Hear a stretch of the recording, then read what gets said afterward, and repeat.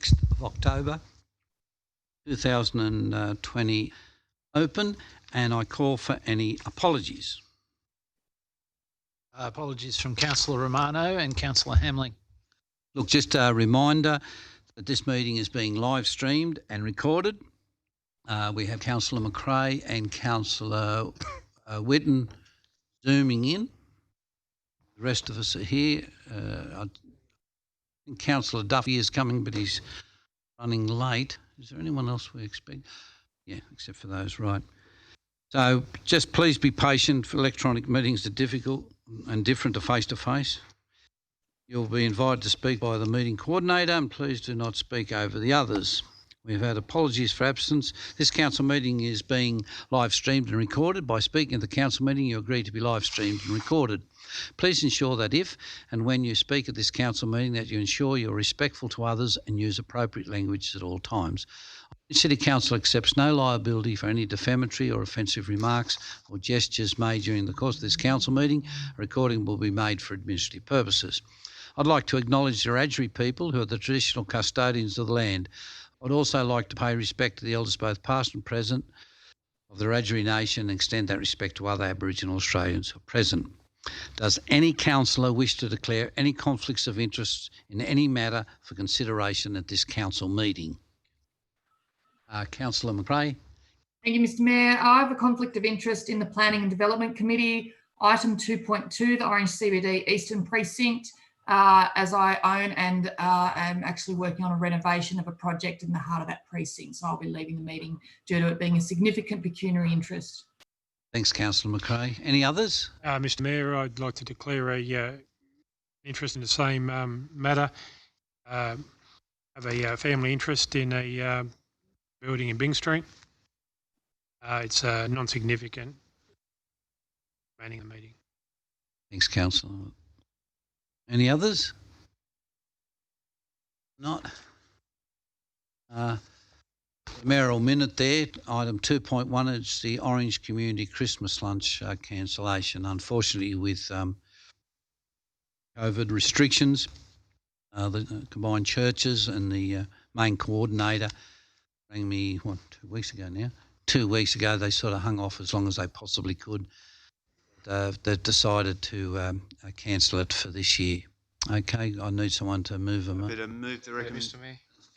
Second to Councillor Munro. Councillor Newton. What's really matter arising probably is, so do we need to vote? Yep. Okay. Well, basically, I mean, this is, very sad news. Probably, yet another victim of COVID, and the people that attend this lunch, I understand, are people who are fairly disadvantaged, people who are lonely, people who don't have any family or maybe friends who have Christmas with. So while, obviously the loss of not having that meal on the day is one issue, but the social interaction on Christmas Day is another issue. And I just wonder whether there's anything we can do, whether council can do to sort of fill that gap.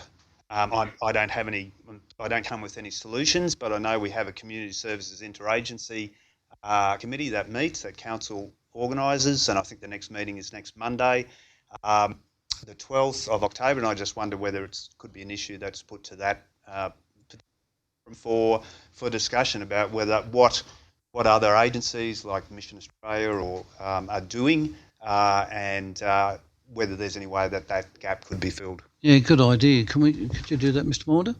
I think, we don't need a motion. I think we can just do that, actually, even with, around the corner of the food thing, they may be able to help with hampers or something. I don't know, but, yeah, good idea. Possibly hampers or... Councillor Leder. Yeah, thank you, Mr Mayor, and thank you, Councillor Nugent. Mr Mayor, are you able to indicate approximately how much money the Orange City Council contribute to that lunch? Oh, geez, off the top of my head, No, I can get back to you with that. It's a fair bit of money. Yeah, $5,000, something like that. It's a fair bit. Yeah, I'm just... could even possibly be more than that, because, opportunity. I know that the Orange X Services Club do a lot of good work for the community. Where there is an opportunity to open up the greenhouse, approach them or something like that, just to have a special day, and with the council contributing to the running of that day in lieu of the lunch that we would normally put on for these people. As Councillor Nugent has indicated, it certainly would be sad to not seeing these people sort of in some way, and if there's an opportunity there, whether it's one of the clubs, being the ex-services or somebody else, if we could contribute to the running of that day by way of money or support, may there be an opportunity there if we can make that inquiry with those licensed premises. Good ideas. Mr. Morder's taken those down and take it to their meeting on Monday. Yeah, thanks for that. I suppose, Mr. Mayor, it's Councillor Whitten. Those organisations are going to be subject to all of the COVID licensing laws about amount of people, but still they can work with those, I suppose. But they're going to be suffering the same issues as the organisation who've just cancelled it, by and large. Okay, look, all in favour? Against, thank you. 2.2 is a thank you from Councillor Privatera's family. Move. So Taylor, second, Councillor Munro. All in favour? Against, thank you. Now, the council meeting adjourns now for the conduct of the open forum. And our speaker tonight is Susanna Playfair from Evergreen Road, Springside. Thanks, Susanna. Thank you very much for the opportunity. I'll be very quick. I'm going to, the item is 5.5. It's the Blaney-Gabon Orange Sub-Regional Strategy. I just noticed my request is that the document is on public exhibition for 28 days. Just want to ensure that that is the case. Because I think it's terribly important. It's quite a comprehensive document, and I think it's important that people be given the opportunity, the public be given the opportunity to fine-tooth comb it, to pore over it, and to make an informed decision. So I just really would like to see that 28 days, it's on exhibition for 28 days. Just allows the public to... It is 28 days, Susanna, and I'm sure that you'd like to congratulate the council getting this back on the agenda because it was sitting there mothballing. Yes. And the councillors got together, the mayors of those three councils got together and got this resurrected. Yes. We're looking forward to the feedback. Yes, you'll get feedback. Thank you. Thank you very much.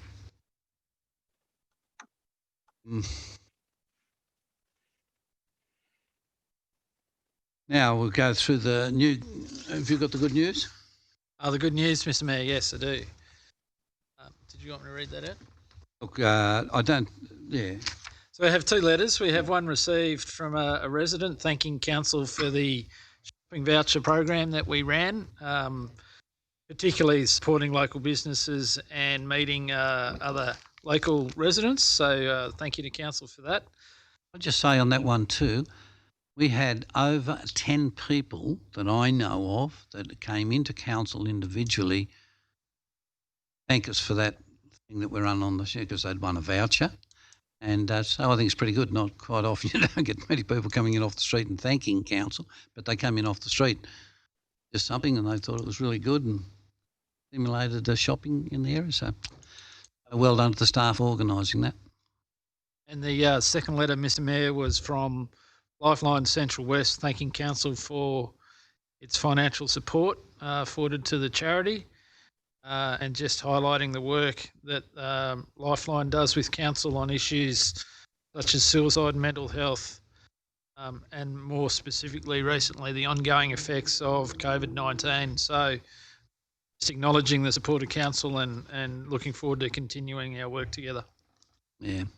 Look, just on that one, I don't know if anyone's seen Australian Story last night. Yeah. Rory O'Donoghue. Rory O'Donoghue, you know, I mean, look at that, great talent, person that provided entertainment for everyone else and you think he's normal and even his best mate, Graham Bond, did not know. So I think any of us, these times, worthwhile going out and ringing those people. You think, oh, well, I'm busy, I won't ring them. I think I've started ringing. Fire alarm. Kevin. Hi, Kevin. Is that the alarm? All right. Will someone just move those for acceptance? Thanks, Scott. Councillor Munro, I should say. Councillor Nugent, all in favour? Against? Item 3.1 is confirmation of the minutes of the ordinary meeting of Orange City Council held on the 15th of September. Happy to move, Mr Mayor. Move Councillor Nugent, second Councillor Duffy. Yeah, can I just make a comment? I want to raise one, the mate. issue of the major projects we have, but I want to do that in infrastructure, if that's okay. I just refer to that anyway. All in favour? Hands, please. Against? Thank you. The council meeting adjourns now for the conduct of the policy committees. First of all, we have Planning and Development Policy Committee, Chairperson Councillor Turner. Now, for anyone at home, Councillor Turner won't be coming up the front. We're going to have the chairs chair their meetings from where their seat is within council tonight. Thanks, Councillor Turner. Mr Mayor, pleasure I open the Planning and Development Committee for the 6th of October, and I have two pecuniary interests in Councillor McRae and Councillor Miletto in item 2.2. I think there are any other declarations.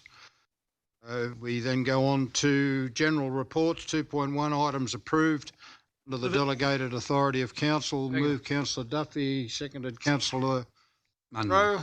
Any discussion? I'll just make a comment. Where did I have the comments?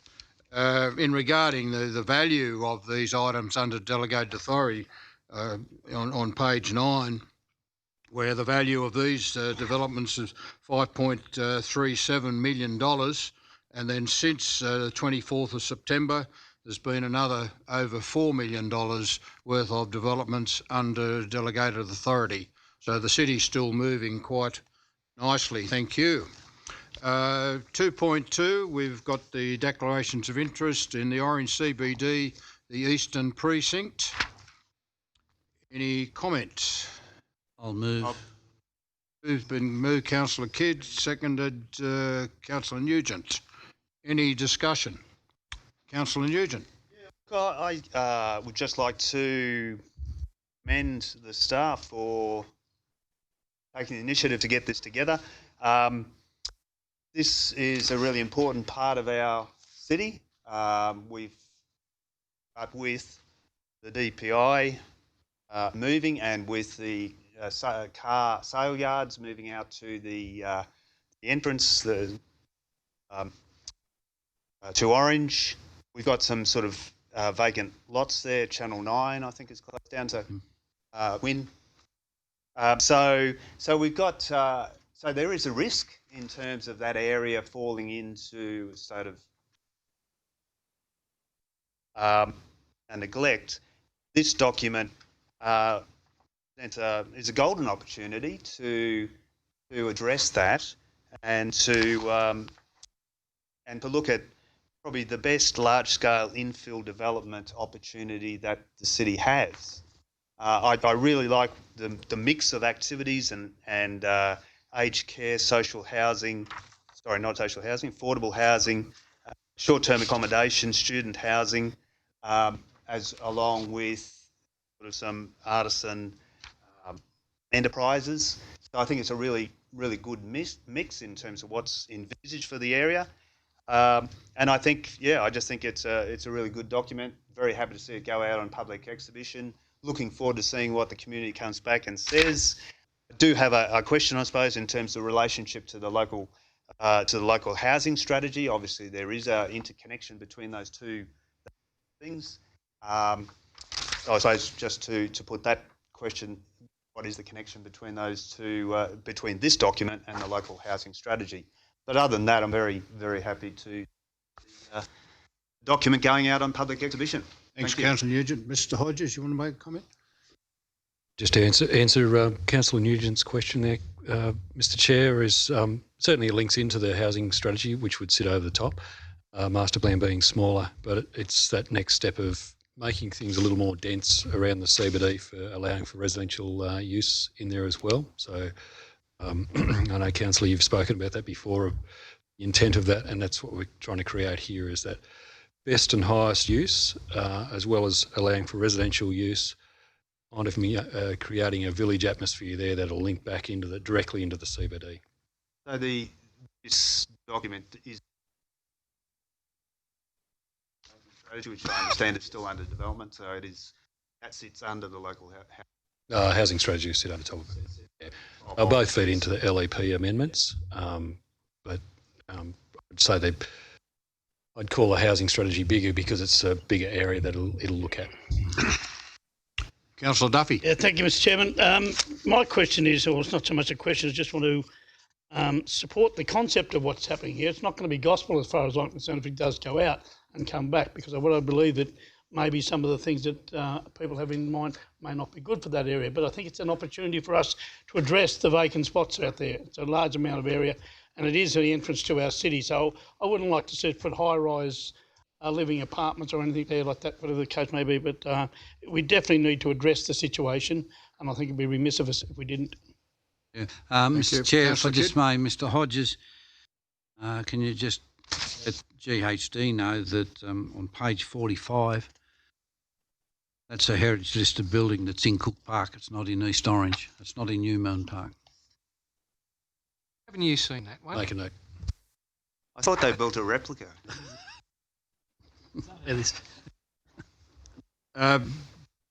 Mr. Hodges, I've got a couple of questions. Just a general comment regarding Cabon.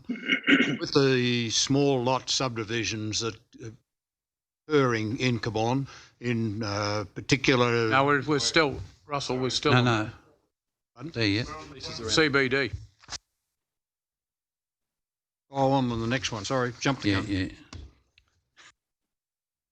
Put the vote. Any other comments? I can tell you, you're chairing, Russ. Okay, all those in favour? Against? Carried. 2.4. Blaney, Cabon, Orange, Sub-Regional Rural and Industrial Land Strategy. 3. Point 3. Really keen to get there, Russell. Oh, in a hurry to get home tonight. LEP. We're on 2 point... Yep. Okay, the Orange Local Environmental Plan, Amendment 25. Been moved by Councillor Kidd. I'll second it. Any comment? You like to comment, Mr. Hodge? You're only there just in case. Right. No comment. Okay, all those in favour? Against? It's carried. 2.4. Blaney, Cabon, Orange Sub-Regional Rural and Industrial Land Strategy. To move the recommendation. Councillor Nugent and Councillor Munro. Yep. If I could... Councillor Duffy's on his feet. Councillor Duffy, where you go? Yeah, but I'm always sceptical about these alliances after living through the WBC alliance and see whether they talk about saving. But this one here, I just worry a little bit about the importance of what other councils do in their LGA when they may not support our area, when they might be thinking that Manilda is going to be a massive, great big industrial area because there's gas going out through there, or maybe the same in Blaney, whatever the case may be. They're the things that worry me with this, and they may have a bit of a strategic impact on what actually happens in those areas. I'm always sceptical about it. Councillor Nugent? Really just a question. I think this is a really important document, as Ms Playfair indicated earlier on, and good to see it being put out on public exhibition. I think this is the one that came to us back in April, I think. Is that right? Yes. And we decided to defer putting it out on public exhibition. So my question relates to public information sessions. We had the notice of motion from Councillor Miletto last meeting. I would see this certainly as a major or significant document. Have public information sessions for the exhibition.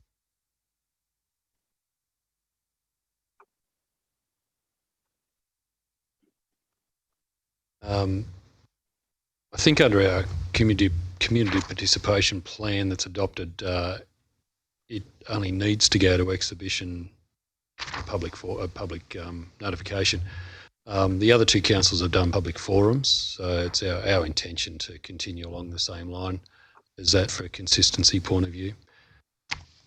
A whole public forum. Yeah, they'll be pretty simple and Any other comments? Well, I started off before, Mr. Hodges. What do we have any discussion with Cabon regarding the rather large number of small lot subdivisions that are basically ringing our council area at the moment? But like in particular, the development out at Clifton Grove and the small lot subdivisions around Spring Hill, and there's small lots where farms have been broken up out in the Molong Road and the Forbes Road and the Cargo Road. Do we have any discussions with Cabon Council regarding that as far as the impact on our roads? I know there are benefits as far as those people work in town, spend money in Orange, et cetera, but given we've got this strategy here, do we have any such discussions with Cabon over those developments? I've just got to go back 6 months to think about the report, having just got back today. It's the report's focus certainly is on limiting the fragmentation of high value agricultural land. So it does to a point of that. Necessarily get to the point of reviewing the impact on services or our assets, infrastructure, because of their developments around the edge. The housing strategy that'll come back to us will highlight that we're pushing our boundaries in the next 15 years anyway. That we will need to start to, and that's the part of this where the Department of Planning requires us to do this document together. So it kind of answers what Councillor Duffy was mentioning there earlier. But in terms of making Cabon contribute to our assets, I'm not seeing that's a matter coming out of this report. No. I didn't imagine it would, but I just thought. But it's going to focus on not fragmenting up too much those high value farmlands. Councillor Turner, but that's one for. There's no reason why they can't go forward to the alliance that we just signed an MOU on. A good question. A word. Certainly having a great impact on the rate revenue for Cabon. Yeah. Taking advantage of our very tight boundary, so to speak. Yeah. Something we could discuss for sure. Will you make sure you put something in?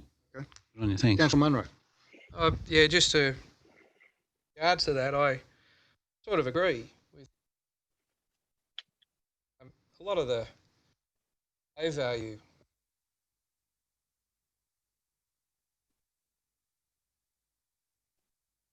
would have maybe a strategic approach to that. These discussions by having good neighbourly discussions about the lower end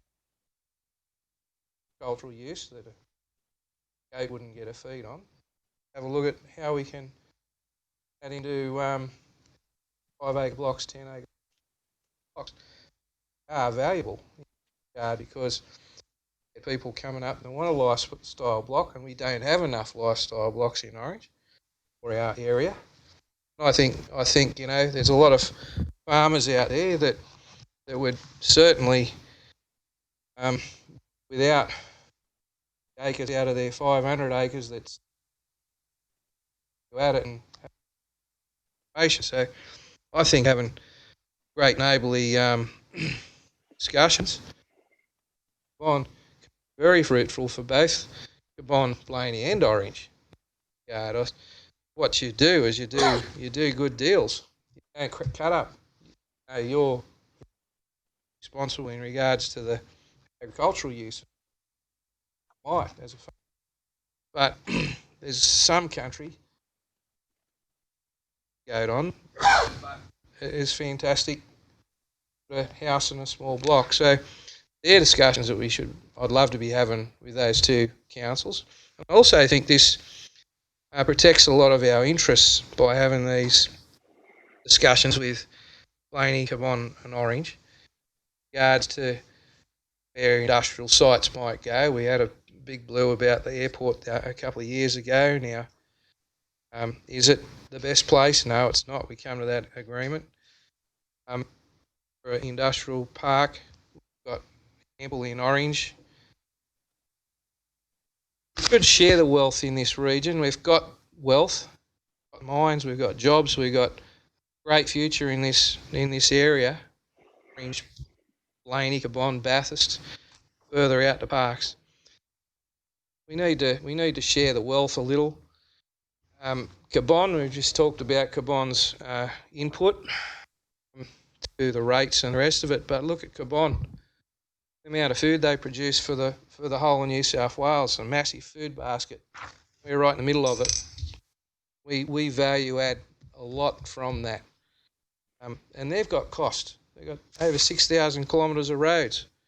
So they've got to put things that are going to bring their rates up and put their economics in a better position, because we're all struggling for money off government, and I don't blame Cabon for trying to value add their rate base around Orange, because it's better for everybody.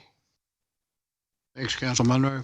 Any other comments? I can make heaps, Mr. Chairman, but I won't. Good. No comments from Councillor McRae or Whitten? Okay, well, I'll put the motion. Did I move and second it? Yes. I second it, yes, okay. All those in favour? Aye. Those against? Look, they're having trouble with live streaming. It's down, but it's being recorded, so we'll upload it. It's a technical fault. We don't know whether it's still or whatever. No, Councillor McRae and Councillor Whitten should still be right. Are you right? Yeah. Just one comment, Mr. Mayor. The audio from some councils when they speak is really bad. It cuts in and cuts out. They're not close enough to the microphone. Microphones, yeah.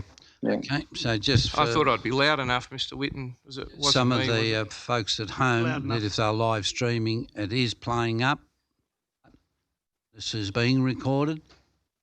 Will be uploaded or downloaded or whatever it may be. Thanks, Thank Mr. you. Mayor. Sorry. We'll go on to 2.5, development application 129 to 131 Sales Street. Moved.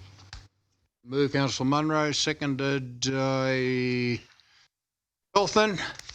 Comment? That is just there for comment, as the applicant is a development application by and on behalf of the Crown. Council is prevented from refusing the application. Councillor Duffy. My comment was that it looks like the state government are going to get its way and demolish a historic building. Any other comments? No other comments? I'll put the motion. All those in favour? Against? A matter arising, Mr. Chairman, just for public information, a lot of people are asking as far as the hospital, the old hospital precinct there, given the new building there, the DPI building. How do we know any of the progress on the old ambulance building? Do we know when that's Mr. Hodges, are you aware of any progress on redeveloped, so to speak, or renovated? I've With had the inquiries, yes, but they wouldn't be no applications before council yet. But there's people that are pretty keen. Before council. Until recently, it was used as administration offices, so they'd be vacating that by now. Yeah. I think we're all asked the same. The problem is, I suppose, Mr. Chairman, now is the new building shows it up pretty well. Well, the Mayor and I attended the official opening, and we were assured on the day that we'll be pretty proud of the project, as in the ambulance station, when it's finished. Yeah, well, yeah. The only reason is I've had a lot of inquiry from people asking about it, and like I say, the new building has highlighted that building now is in much need of a renovation. So just to clarify on that, Mr. Chair, is the ambulance building the responsibility of the developers of? They own it. They own it, so They own it. It's up to them. So are they going to proceed with a development or a refurbishment of it? That's my understanding. They have indicated on several occasions that they are. So they've contacted me to get the history of when it was built. Because it was, I declare a non-pecuniary. My great-grandmother raised the money to have that. It's a heritage item. a heritage item. Then there'd be a DA for a specific You changed to use. it, yes. Yep. Okay. Yeah, Right, 2.6, development application 4613 Mitchell Highway, Lucknow. Moved by councillor Munro, seconded by councillor Miletto. Yeah, Discussion. Councillor Miletto. Yeah, thank you, Mr. Chair. Look, I think it's satisfactory result at the end of the day for all concerned with regards to this DA. The opportunity to go there morning, and Councillor Duffy was there, and the neighbour and council staff. I think it was a good opportunity for to listen to the residents' concern. I believe that those concerns that resident had or neighbour had have been resolved. Thank the council staff who worked hard on this issue regarding some parking concerns. Also working with the RMS to extend the no standing zones approximately, I think it was 60 metres from memory, further away from the driveway. That seems to have satisfied some of the concerns by the resident. Also the fact that the Bowsers have been reduced from 20 to 10. So that'll decrease the amount of traffic flow, with a maximum of 4 cars allowable in the garage at any time to purchase fuel. So I think it's a good outcome all round. I think it's going to be received positively by the residents of Lucknow. Thanks, councillor Miletto. Any other comments? Mr. Councillor Whitten here. Sorry, Councillor Duffy, you go first. Yeah, Mr. Chairman, I did go out there today with the directors and have a look around the place there. Now, I still have big concerns, even though it might tick all the boxes and all those type of things there. I have really big concerns about the process that we went through as a council over a long period of time.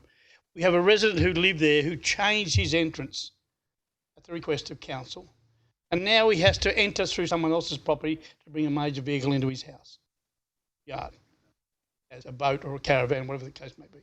Got to come through somewhere else to get in there. And you feel as though he's been guarded by council in this situation here.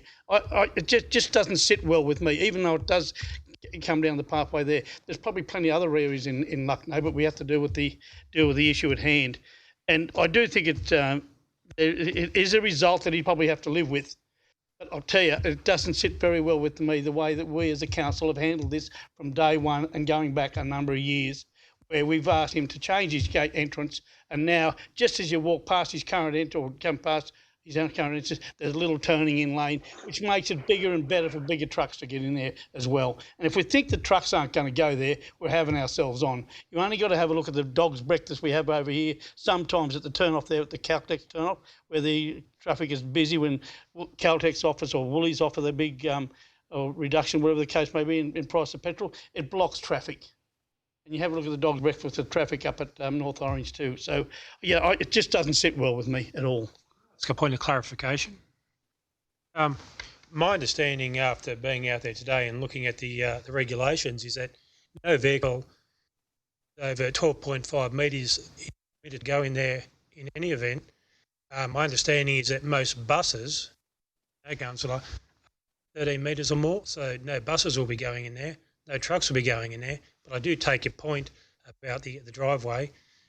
But I think that looking at the entrance there today and speaking to the resident, he was satisfied with the outcome. That was important to me, and I know it was important to you.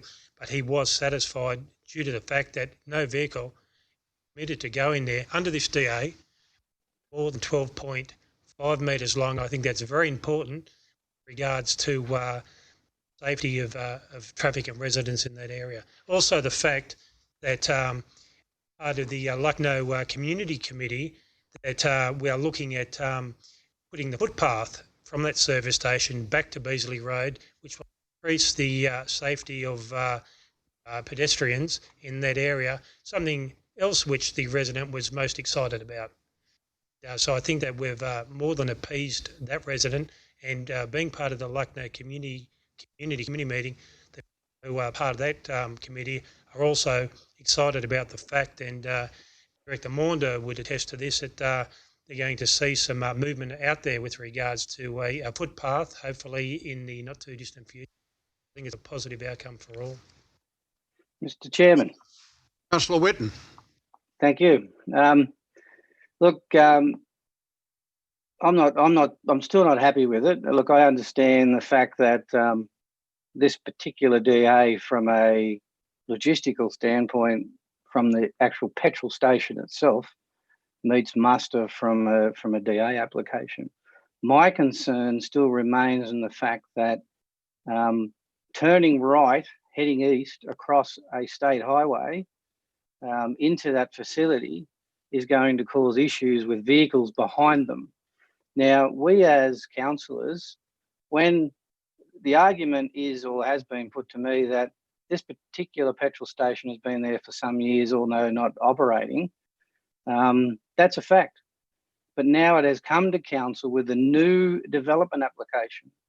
This is the time we as councillors look at the new development and take into account the safety aspects of what's happening in Lucknow today in 2020, not 1970. So it is a single 2-lane highway heading east and west. You're going to have vehicles turning across traffic to enter that facility, and vehicles behind them will have to stop, or they will have to go around the vehicle where there is no turning lane and go off the edge of the road and go around vehicles. A question to you, Mr. Chairman, to the director. Where the no standing is now going to be, is that shoulder going to be sealed or left dirt? There's two sections of no standing. The no standing opposite them will remain as it is at the moment. It's partially sealed and partially gravel. The no standing in front of their business will be sealed. Another question, and you may not, and I take on notice the fact that you're not a police officer or part of RMS, but is it legal to actually overtake a vehicle on the left-hand side when there is no overtaking lane?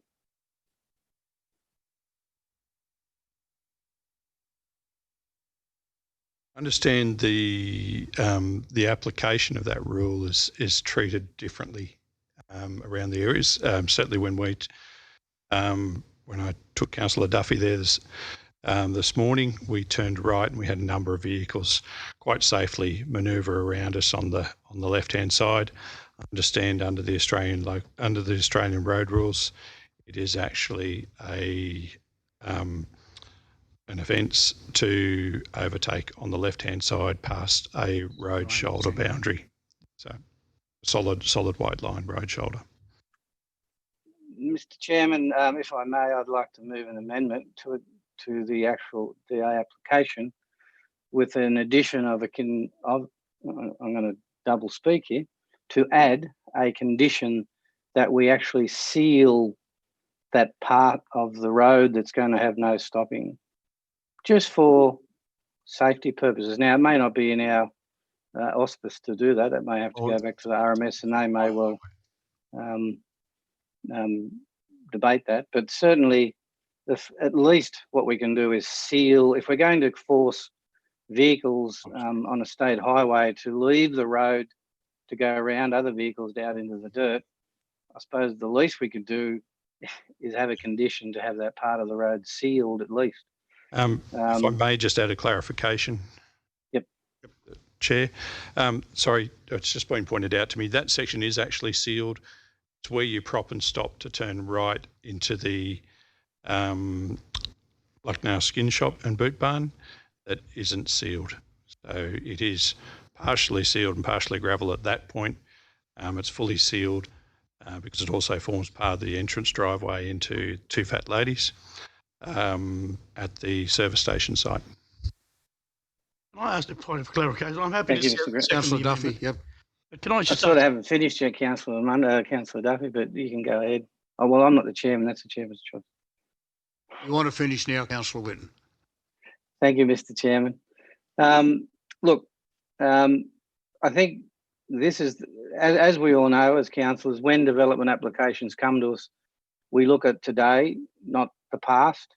We don't look at there was once a garage there before and there was no turning lane. That's a fact.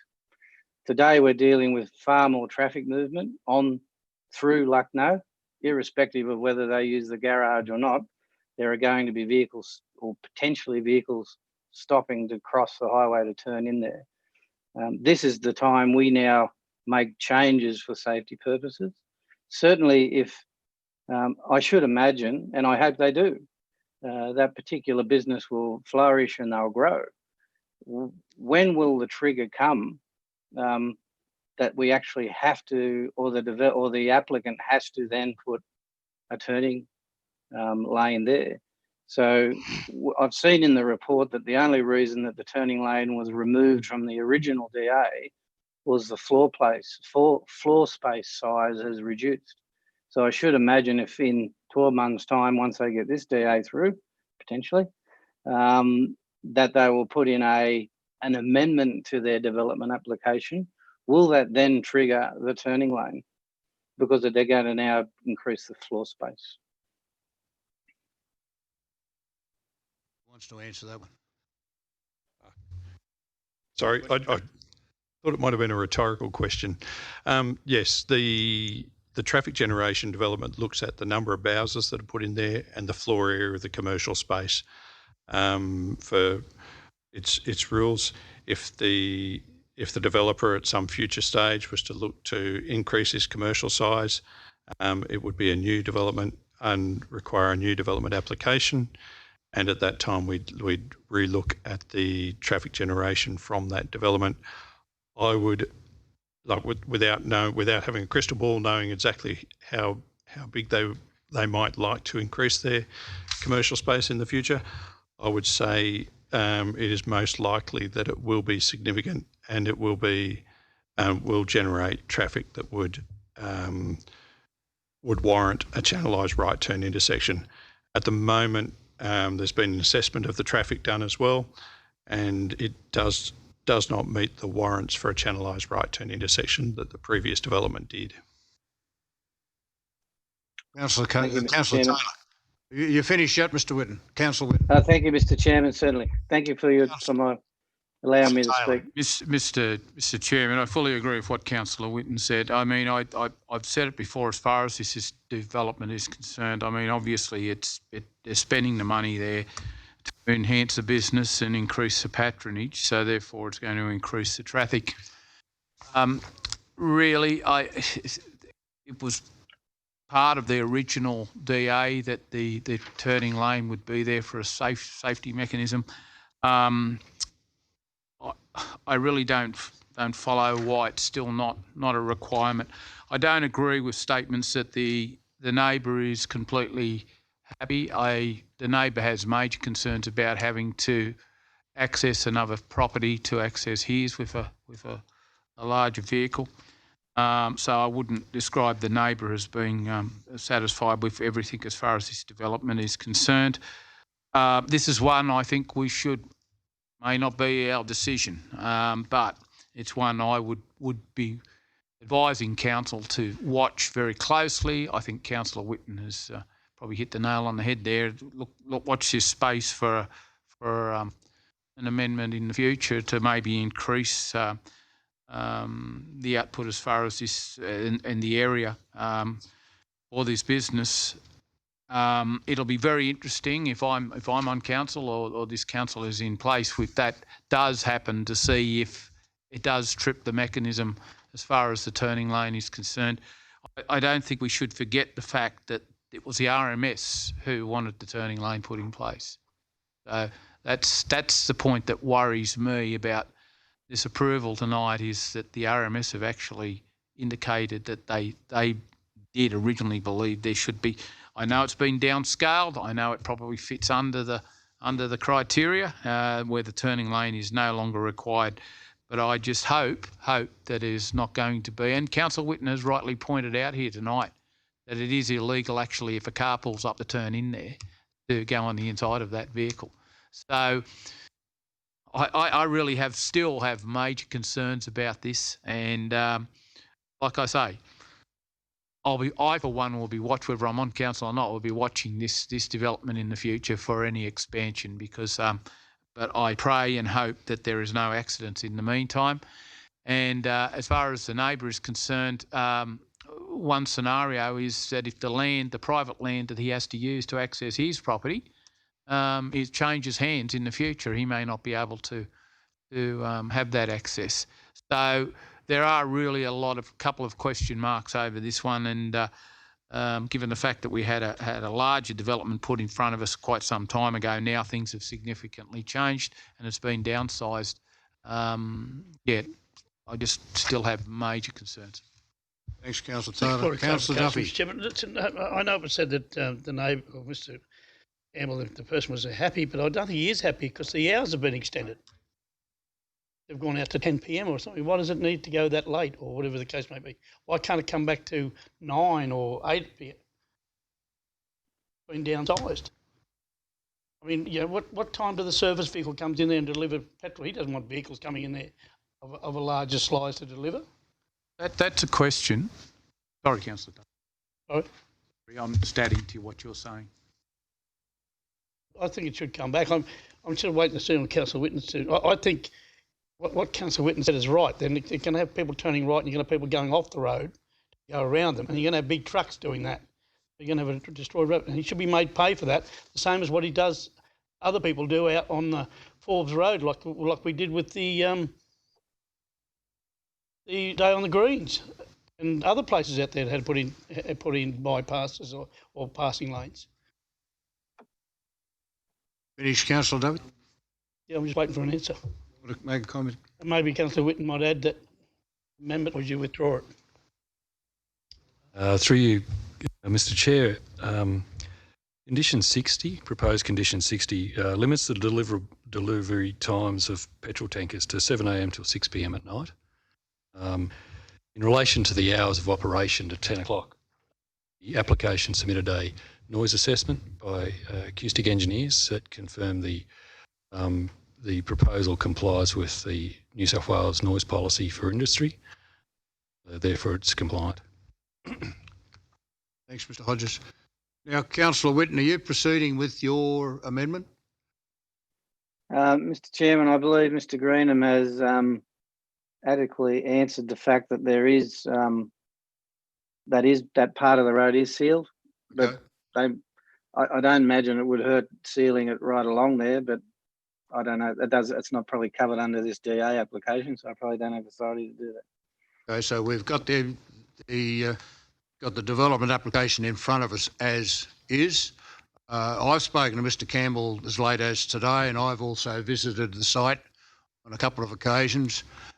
Yes, he's not happy, but he's prepared to accept nearly everything. He's concerned about how he drives into his driveway, is part of the driveway entrance to the service station, etc., etc.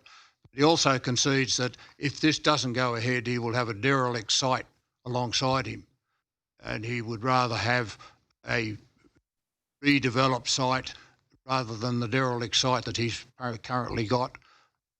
And it's as good a compromise, he believes, than as what he's going to get anyway, even though he's not terribly happy about the whole thing. No other comments? Chairman, may I add a comment, Mr. Chairman? Yes, Councillor Whitten. I'm not against the DA application as it stands as a petrol station. My concern is that there's a safety element. The petrol station itself is fine, and it's going to bring revenue to the community of Lucknow. But we're adding, we are potentially adding a disastrous outcome, and I pray it's not. But this is the time that we put safety in place, and that's what I'm against, not the DA application. Thanks, it's missing an aspect. It's missing the safety bit. Move the amendment, and I'll second it. The amendment's been dropped.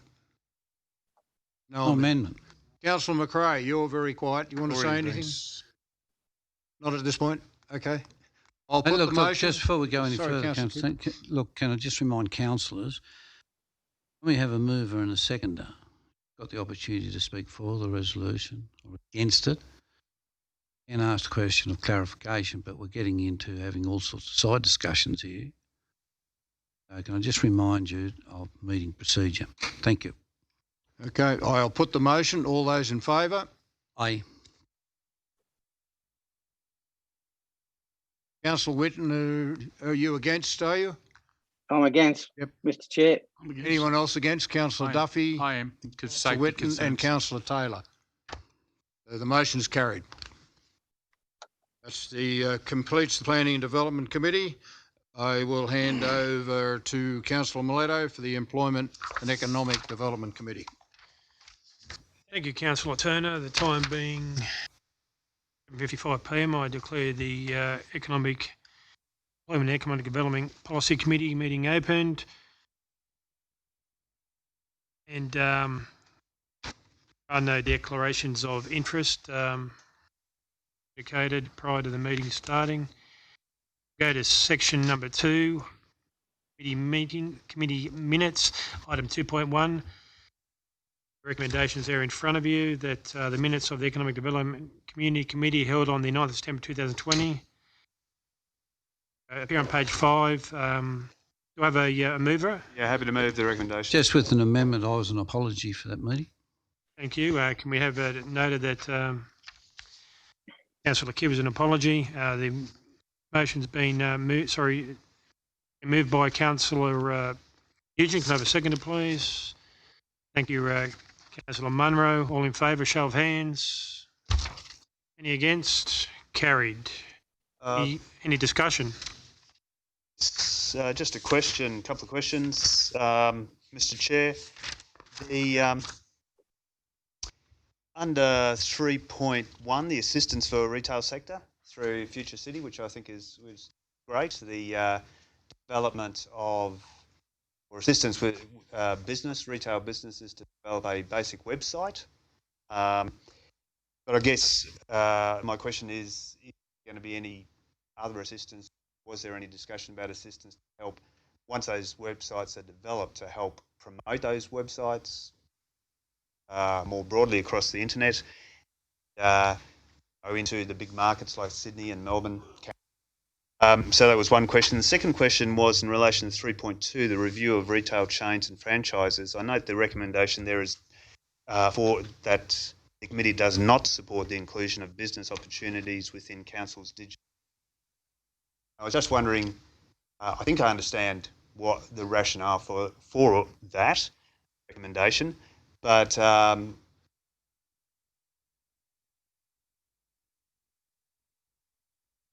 the relevant director give us any further details on that.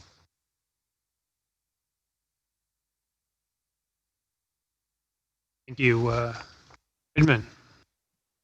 Yeah, through you, Mr. Chair. So the first part of it was around the website. So once we've got a certain body of work done on that, we'll promote it through a site that we have called Think Orange. So that will be the first element of that. Second part around the review of retail chains and franchises, and committee recommendation is not to support the inclusion of business opportunities within council's digital. Yeah, again, we probably won't do it through our social media channels, but we will promote it in other ways. It's just we pretty much stick to very much around council activities on our social media channels. So that was the rationale. That was the rationale for that. And again, it will be. There are other mechanisms or other channels to do that. And again, it's probably through the Think Orange site we'll do that. Thanks, Mr. Redmond. Any further discussion? Motion's been moved and carried. Thank you, Councillor. That concludes the Economic Development Committee policy meeting, with the time being 7:58 p.m. I now call upon Councillor Whitten to conduct the Infrastructure Policy Committee meeting. Thank you, Councillor Miletto. I'll open the Infrastructure Policy Committee at 7:58, and we don't have any pecuniary interest in any items in this particular committee meeting. I don't see anybody raise their hands. Just excuse me one moment. Item 2.1, minute of the City of Orange Traffic Committee meeting of 8th of September 2020. Moved, Mr. Been moved Seconded. by Councillor Turner, seconded by Councillor Kidd. Councillor Duffy. Yeah, thank you, Mr. Chairman. I'm always very sceptical about this traffic committee, and especially about this future cities thing that we got Great going on opening here. line. Right? Councillor, Page 50, Carry on, you see Councillor where Duffy. there's a recommendation to bring things down to 40 kilometres per hour in the CBD, which is recommended by the future city. I've always said here, and I know so there's a map there when they're looking at some of the roads there, and the only one they got control over is the main state highway, and they can please themselves what they do with that, because we're not responsible for that. But we are responsible for other roads. And what actually happens when people come to Orange, they love our wide streets and they love our traffic flow, what it is, and we're going to try to narrow it down, and that is what's happening with this whole push by the thing. There's no way in the world that I'm ever going to support 40 kilometre per hour zones and reductions of traffic flows. Happening in other areas, it's detrimental to the whole flow of the traffic in the whole area, and I just can't let that go without saying that I disagree with it. I asked a Okay. question. Councillor Kidd. My question is, Mr. Chair, I've seen in other areas, but mainly interstate, where they have a speed limit during the day, but at night time, 6:30 on and through to 6:30 the next morning, or 7:30 or 8:30. Speed limits are different. For instance, sometimes I've seen 50s, but at night time you're allowed 60. Is that sort of thing allowed in New South Wales? I'd have to refer to Mr. Greenham on that one. You're getting a lot of highway patrol questions tonight, Mr. Greenham. It's not actually my area of expertise. I am aware of different areas of the state where, particularly around toll roads and what have you, where they have different management And perspectives around inside, schools? and around schools where we slow things down for a certain period of time. I could imagine that I've never actually seen it through a CBD area, to be perfectly honest. I haven't seen an example of it, so. But certainly the idea of it is is to increase the pedestrian access around the city, and to improve the safety of pedestrian access around the city, and that's why it's come through. It's also, by adopting these minutes, you're not actually agreeing to the 40k per hour thing. You'll see further on in item 3.2, I think it is. We have should be probably 3. In item 3.2, we have a proposal there to put that 40k per hour thing on public exhibition for 28 days. So it's, and the areas there, I guess we would expect to get some feedback on the areas that are to be covered by that speed restriction. I could quite imagine that while some might be happy for Summer Street to be slowed down, they wouldn't be conversely happy for Byng and Kite Street to be slowed down. But and then council gets that feedback back, and you can make an informed decision on that basis. But at this stage, all we're asking for you is to go out to public exhibition once we get to item 3.2. Not a fait accompli. So I might just ask councillors if you want to leave, if you've got any other items from the traffic committee minutes other than the 40k thing, which we'll deal with again in a moment. Councillor Miletto, sorry, you were blended into the background there. My apologies, I didn't see you standing up. Okay, thank you, Councillor. Totally agree with Councillor Duffy. I think it's too early to make it, even though it's going on public exhibition. My early thoughts are that there needs to be greater consultation, not only from the businesses in those areas, but from the relevant stakeholders, being the residents are one of the main ones. But also, my understanding is that there's been 8 pedestrians hit over a period of time by vehicles. But what I'm interested to know, the fact that they've been hit, is what are the contributing factors of why they were hit? Is it driver error? Is it the fact that the pedestrians have walked off the footpath and not concentrating on what they're doing, or were they running on the road, or what? So I think it's easy to blame the motorists without looking at the facts.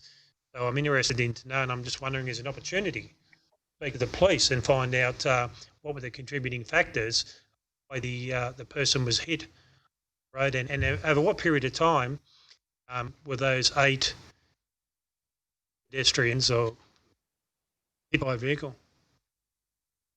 Anybody able to tell me that?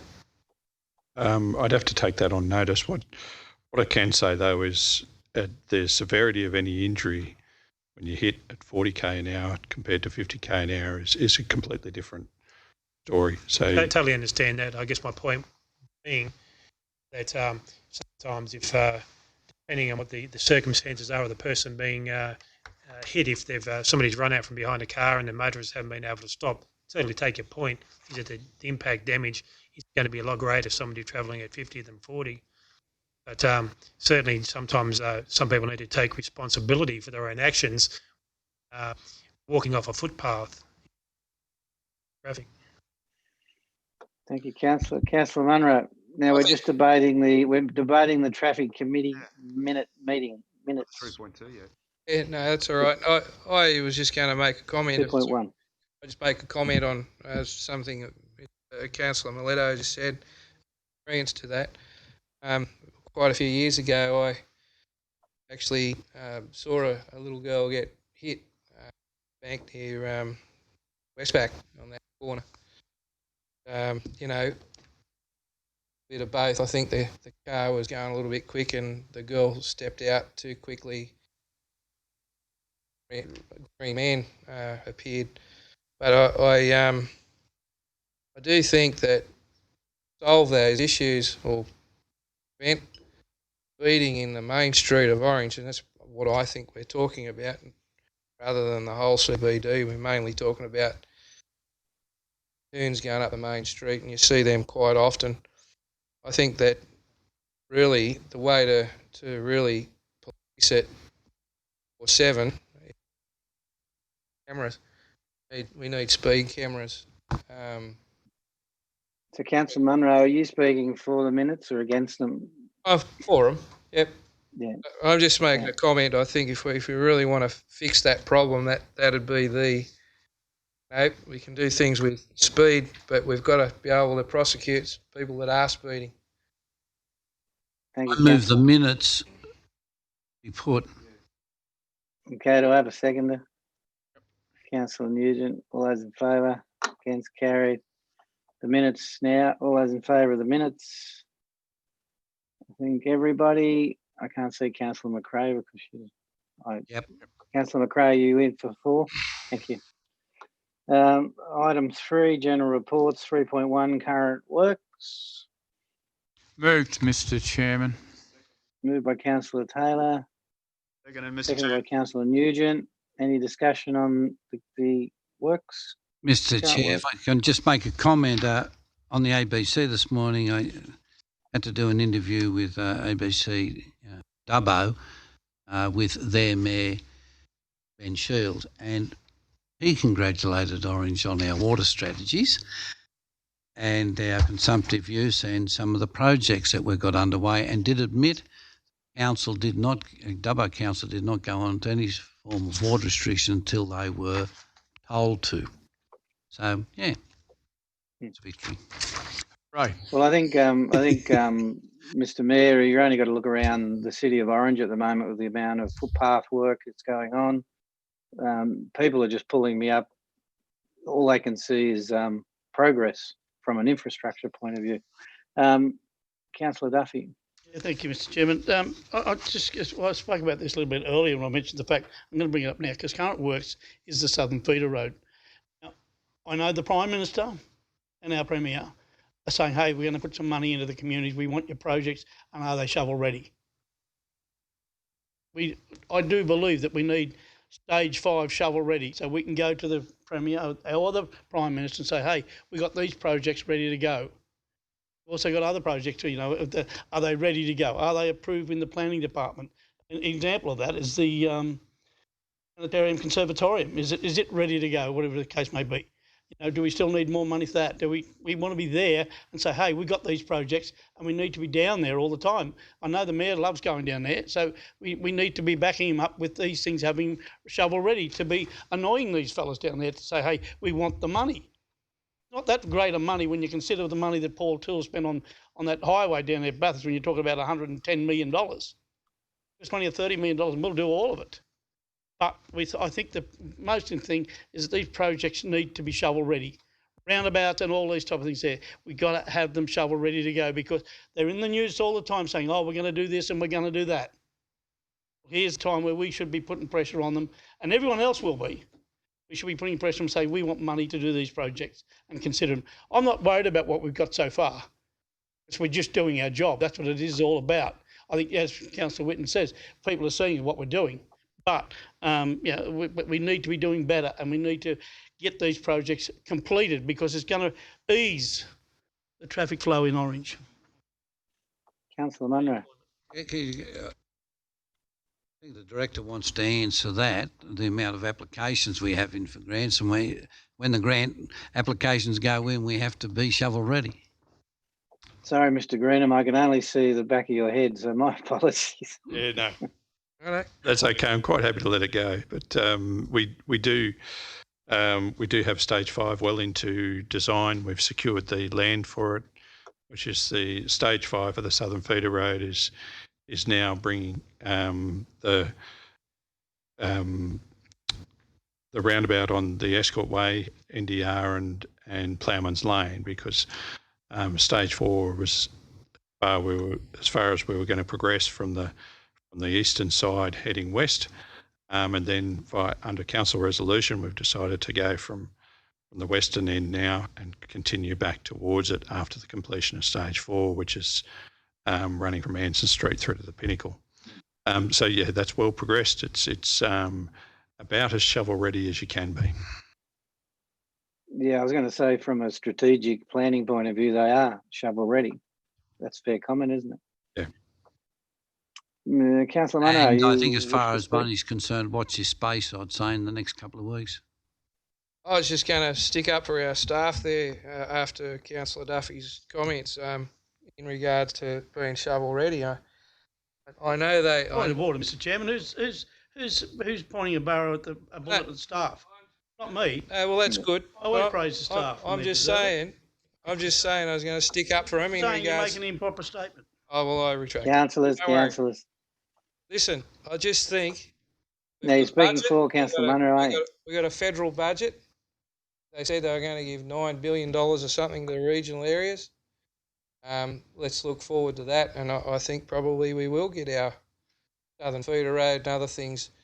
I commend the staff for their hard work, and it's just amazing what they get through, because it's a massive workload, and the people of Orange have got to know that. Thank you, Councillor Munro, and I think we appreciate everything the staff are doing. Mr. Greenham, I have one question. The new lights along Anson Street, the ones that go from the main street down the DPI and that, I know you and I discussed the other day, I think it might be good if you just brief the councillors on where those lights are and how they're ready or almost ready to flick the switch. Yeah, that's correct. Thank you, Councillor Whitten. The works are substantially complete along Anson Street. They're ready to be turned on for that portion of the project. We're just waiting for Essential Energy to finalise one or two aspects and allow us to flick the switch. We do intend to do some sort of event at that time, so that councillors that are interested, once we get a date, we'll circulate that and be able to sort of turn the switch. I think it'll make quite a big difference along Anson Street there.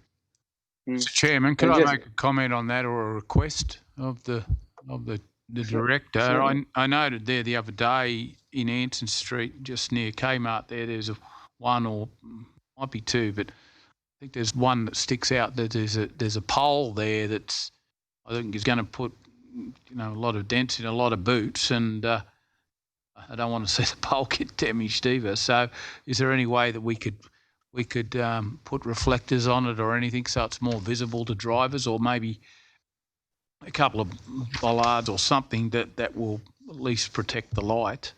And if we could do a bit of an audit on the the new poles that we have put in, particularly the ones with angle parking and the most relevant, obviously, the ones that are exposed, that we might need to put reflectors or whatever such on. As I can see, there's going to be a few issues with people backing into them. The moment they're grey, and probably overnight would be pretty difficult to pick up with your reversing lights. I'll take that on notice and have a look at them. Thank you. Can I just ask a question, Mr. Chairman, about the current lights up Summer Street? How come they're not going from the Commonwealth Bank up? They're at the top part of the fluoro new fancy lights we've got. Top half of them aren't working. You're talking about the stringed lights, Councillor? Yeah, The ones in... party lights across the top with no colour. Thank you. Yes, the catenary lighting. We've got that on a timer that seems to be malfunctioning, so we're addressing that issue as we speak. All righty. No further speakers on current works. I'll put the motion. All those in favour, show of hands, please. Against? I don't think anyone's against. Item 3.2 is the CBD 40k speed limit reduction, which is the recommendation to go out in 28 days. I think that was Councillor Nugent, seconded by Councillor Turner's hands up. Any discussion on this item? I'll speak to it if I may, Mr. Chair. Certainly, Councillor McRae. Look, I'll support this. I actually believe that if we can redirect the through traffic by encouraging them to use faster routes if they're concerned about that 10-kilometre difference and losing a few minutes on their trip by redirecting them out of the CBD, I think that's a good move for the safety of pedestrians and other road users who may be, I don't know, doing a bit of window shopping as they drive past. I think if we want a busy CBD, that's about having people walking around. It's about people being able to browse, park, cross the road safely. It is about sensible pedestrian use of crossings and appropriate crossing points. But there aren't a lot of drive-through shops in our CBD. There's the car washes, a couple of bottle shops. So people are actually going to be walking around the CBD if they're going to be spending their money, and that's what we want to encourage. I do hope that the Business Chamber are able to provide good feedback in relation to this proposal. But it also comes back, and I think this is the main factor for me, it comes back to safety. The safety of pedestrians, the elderly on their wheelie walkers are struggling often to cross our lovely wide streets. It's the safety of people with their prams. It is the safety of perhaps people who are distracted by their mobile phones as they're walking around. There's also a reason why school zones are reduced to 40 kilometres per hour for traffic, and that's for the safety of those pedestrians, but also road users at those peak times when we have lots of people around in school zones. Let's hope our CBD is going to be busy, like school zones are during drop-off and pick-up times. I think it's fantastic. Councillor Miletto mentioned earlier getting a police perspective.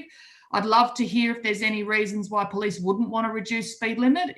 Does a reduced speed limit increase the risk of injury and harm to pedestrians, or increase damage in terms of vehicles colliding with bikes, push bikes, motorcyclists or other vehicles?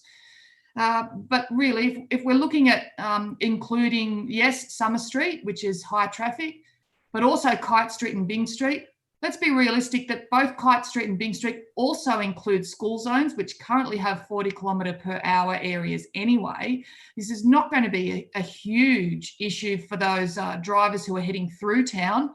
They can use an alternate route, perhaps including the Northern Distributor Road or the new Southern Feeder. It's a great way to ask our community what they want in terms of safety in the CBD. And let's hope the current busyness of the CBD continues. There's lots of people out walking, lots of people out spending. If we can maintain that through providing a safer space, through dropping the speed limit by a few Ks, I'm all in support of that. Thank you, Councillor McRae. Chairman, I'm not going to talk about the 40k zone. You know exactly how I feel about it. I can't see why we should tamper with it. The questions I have is that, okay, where have these accidents been? Are they been up here at March Street where these blisters are? Are the reason why they're there? I accept the fact that there's school zones there and we have to slow the traffic down there. But I cannot see anything but, if you're going to slow the traffic down in the main street and the main street areas, make it more difficult for people to get around, you're going to encourage people to go out to the North Orange Shopping Centre and the South Orange Shopping Centre. Is that what we're all about? That's why I couldn't believe why the Business Chamber already jumped on the bandwagon. Why wouldn't they sit back and have a think about what's going to happen? I think we do need to Put it out there by all means, but I can't support it in this current form. Yeah, well, that's the feedback that's been given to me as well, is that it's another reason for people to avoid the CBD. Councillor Munro. Look, let's be fair dinkum here. In the peak times in the Summer Street when CBD's busy and people are out shopping and the rest of it, you're lucky to get past 40 kilometres an hour anyway. It's not so much the speed limit, but to regulate and fine people for doing stupid things. People do a lot of stupid things, and I've seen a lot of stupid things happening in the main street over quite considerable amount of time. Councillor Munro, just for my purposes, are you speaking against the motion? I'd like to make an amendment, if I could, to this recommendation. I'd like to put a number three there, that we install speed cameras. So you're moving an amendment to the recommendation to add point So I'm 3. allowed to do that, to put a 3 in. You're allowed to move an amendment if you can get a seconder, yeah? If I can get a seconder for speed cameras on the lights, because I think it's very important. Right. Okay, so I think if Did we you have, second that, Councillor Duffy? Yeah, of course I will. if we have speed cameras, well then, if you go over 50 and you're being dangerous, driving dangerously, it gets shown up on the cameras. You get a bill in the mail, and you're not going to do laps every Saturday night. I just think that's important. If it did come down to 40, I'd agree for Summer Street. So I'd like to make it for 40 in Summer Street. I think that's important, and cut out Beasley and Bing and Kite, because they're auxiliary streets to the main road, the main street. So, Councillor Munro, just remember this is going on 28-day submission. So when it comes back, you're quite welcome to change this then, but you're quite welcome to change it now if you can get it through. Just letting you know. I'm just thinking it'll suit the public a lot better than trying to Street, Peasley Street and Bing Street, Kite Street as well. I think the Summer Street's the issue. The speeding issue is in Summer Street, where the people are congregating and where they're shopping. As Councillor McRae just said, they pull up in there and they walk around, and there's also the elderly and people that need walking assistance to be able to get around. So it's really what we're talking about to Summer Street. The other streets are auxiliary streets, not shopping streets so much, and I think we're talking about Summer Street. So let's change it to 40 k's in Summer Street. Make it a lot easier for people to understand the motion, what we're going to do, and put cameras in Summer Street. Number 2, I agree with that, but I think if we were to do that, it'd be a lot easier for people to understand and for them to accept, if we're trying to protect people in Summer Street opposed to the other streets which are not shopping streets. I think it'd be... Alrighty. Well, the Director, Mr. Greenham, would like to speak now. Thank you through the chair, and thank you for the councillor's comments. I'd just like you to turn to page 44 of the report, and there's a map there. It's a little bit hard to see, but there are circle locations for each of the accidents within the CBD area that we're talking about. There's been 2 on Sale Street, one at the intersection of Sale and Summer, 2 on Lords Place, one also at the intersection of Lords and Summer. There's 4 along Peasley Street, one at the intersection of Peasley and Summer. One of those is outside of this area, so it hasn't been counted in the 8. And there's also one further along Summer Street, or the Mitchell Highway, at the intersection of Leeds Parade there. So they're the locations. They're not at those. Though, isn't there? What's that, sorry? Traffic lights near most of those. There's some of them there isn't, but some of them there are, yeah. Councillor Turner. Thanks, Mr. Chairman. Speaking for the recommendation, and I won't be supporting the speed camera amendment at this point. Got to look at what the recommendation is. All it is we're seeking the support of the Orange Chamber of Commerce. President Ash Brown came out in the paper today totally supporting it, thought it was a great idea, but he's only the president, he's not the whole board. let's wait till we get their answer back, then forward it to Traffic for New South Wales, then wait till we get their report back, and they may very well say, yes, we support Summer Street, but not Byng Street and Kite Street. We don't know. Let's talk about let's open that debate when we get the response back from Traffic for New South Wales. As far as the residents concerned, there are very few residents in that block. A lot of houses, but a lot of them are professional rooms, dentists, doctors, etc., etc. But I couldn't imagine a resident not supporting reduction in the speed limit. As far as someone coming in, they're not going to go to Woolworths in Anson Street. They're going to go to North Orange because they've come in from somewhere and they've got to slow down from 50 to 40 for a few hundred yards. Most of the time they can't do 40 anyway because of the traffic during the day. Let's forget about 2 o'clock in the morning. Let's keep it to where it is important when the traffic and when the kids are on their bikes or scooters or whatever it might be. It's during the day. That's what we're talking about. I can't imagine someone's going to go all the way to North Orange when they're used to going to Woolworths or Coles. It's going to take 2.5 seconds longer to go from 50 to 40 for a couple of hundred metres. So let's wait till we get the answer back from the Chamber and from the RTA, or as they are this week, Traffic for New South Wales. Who knows what they'll be next week. And then we can take up the debate again. Thank you, Councillor Turner. I think you addressed it pretty well. Councillor Nugent. Yeah, thanks, Mr. Chair. Look, I agree with everything Councillor Turner just said, and also the comments made by Councillor McRae earlier on in the debate. I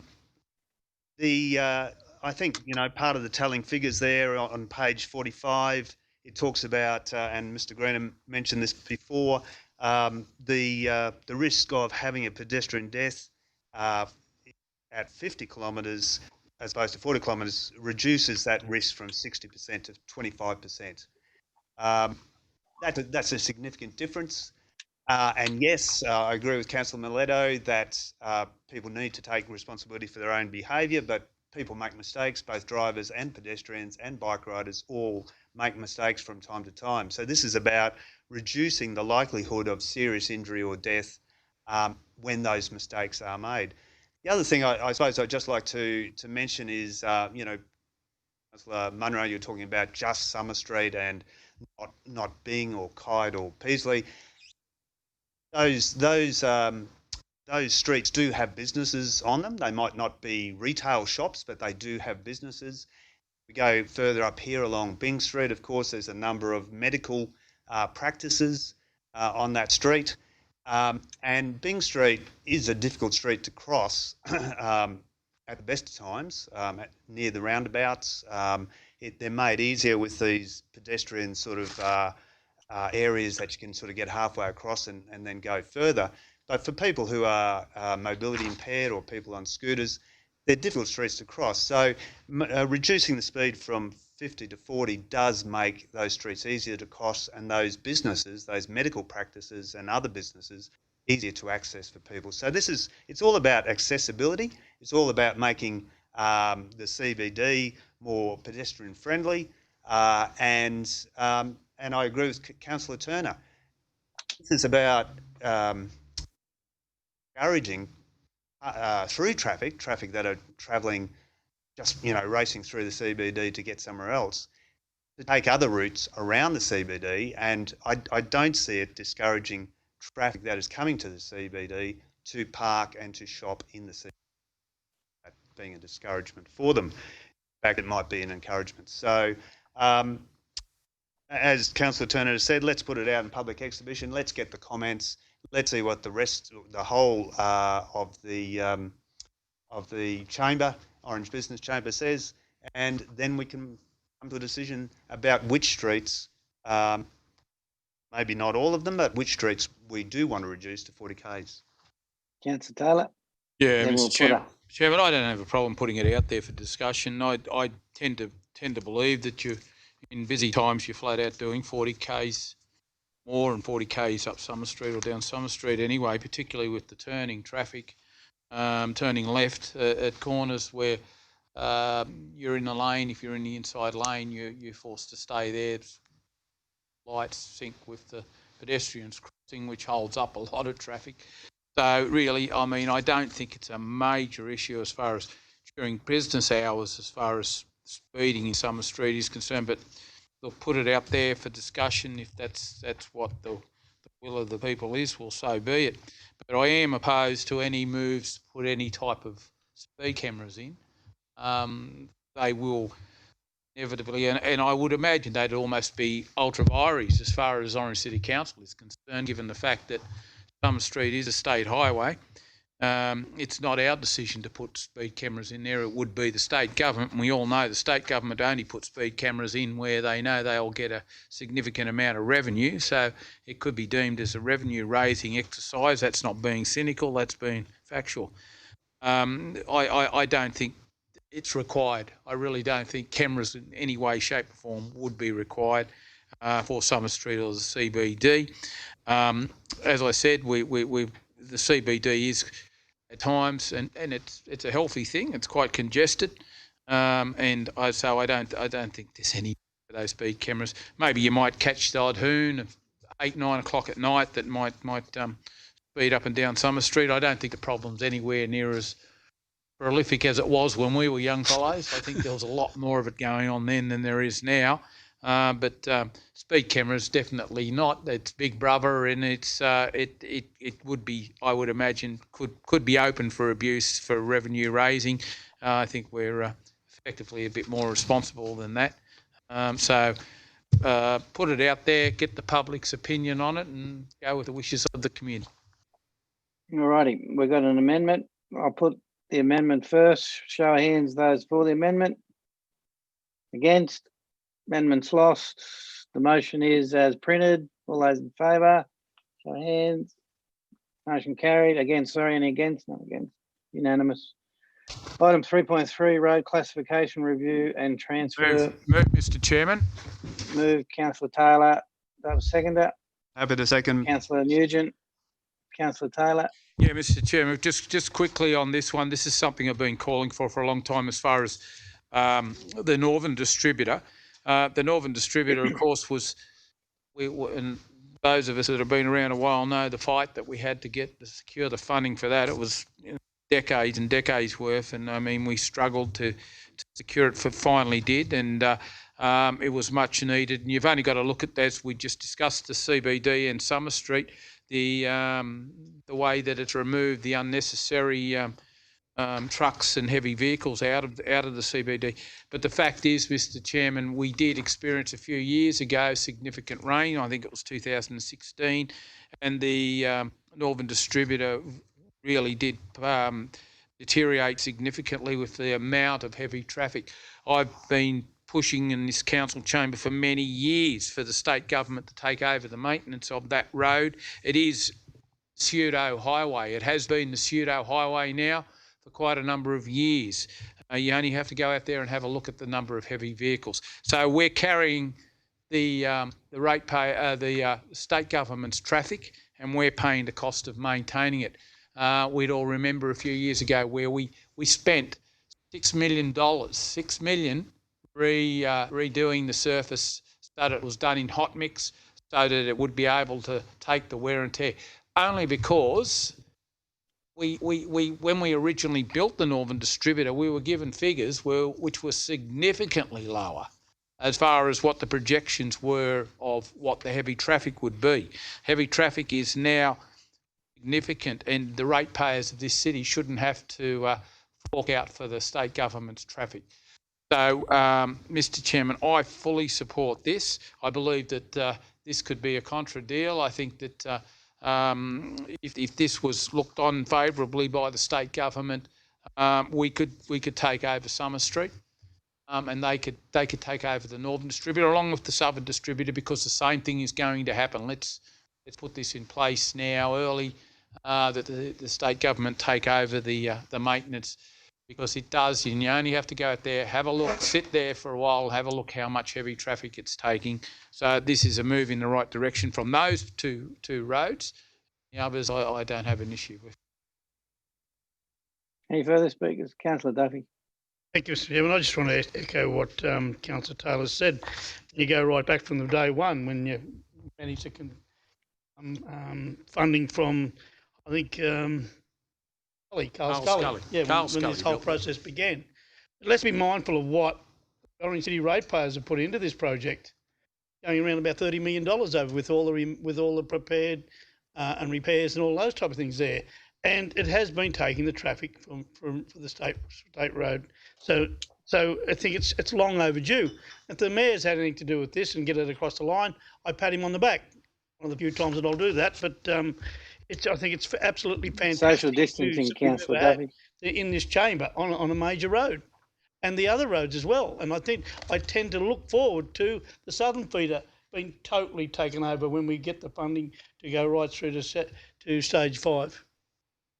Wonderful. Any further speakers? I do miss the smell of cattle trucks going down Summer Street, you know. If I may, Mr. When you're in a cafe. Councillor Kidd, you're way off in the distance. I apologise. May, Mr. Chair, I think that the time is right where we can put up a reasonable sort of argument. If you look at the announcements the last day or so, the billions of dollars that are going into bypasses around places like Scone and a whole host of other things, it'd be a hell of a lot cheaper for both federal and state government to take on the responsibility of the maintenance of something that's all basically been built and starting from ground zero. So I think we've got some really good things to offer here.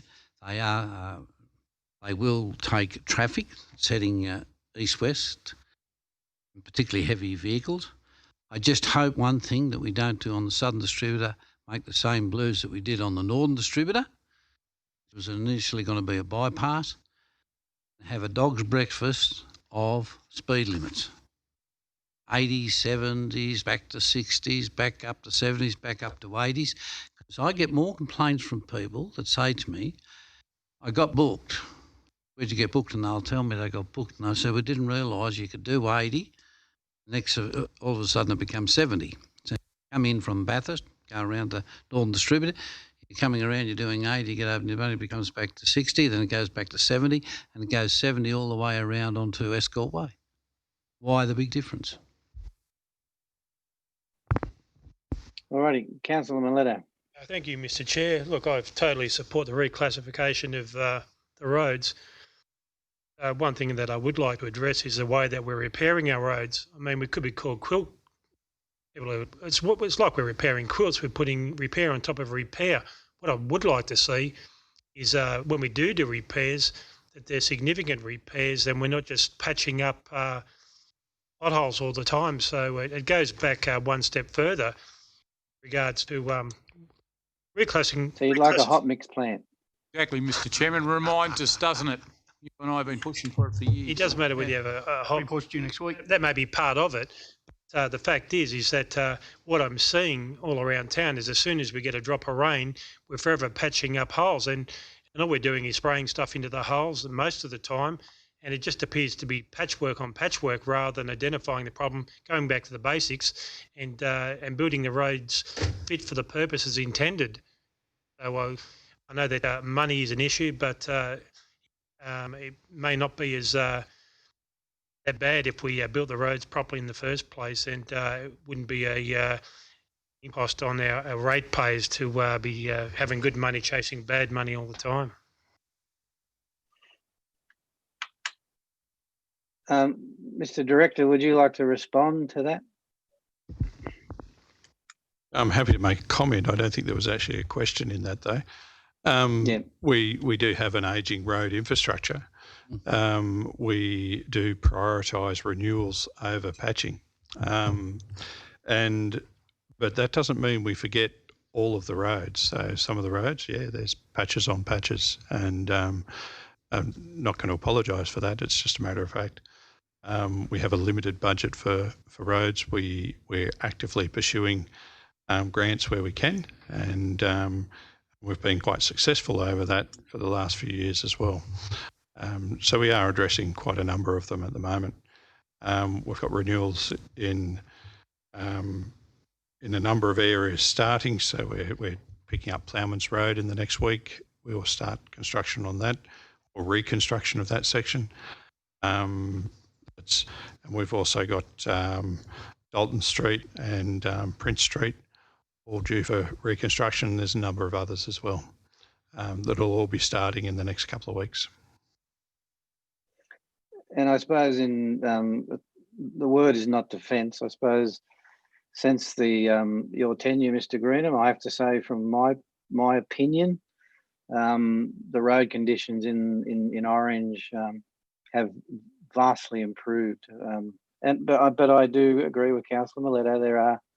There are areas of issue, and it's just based on the fact of money and the conditions of the soil underneath the road.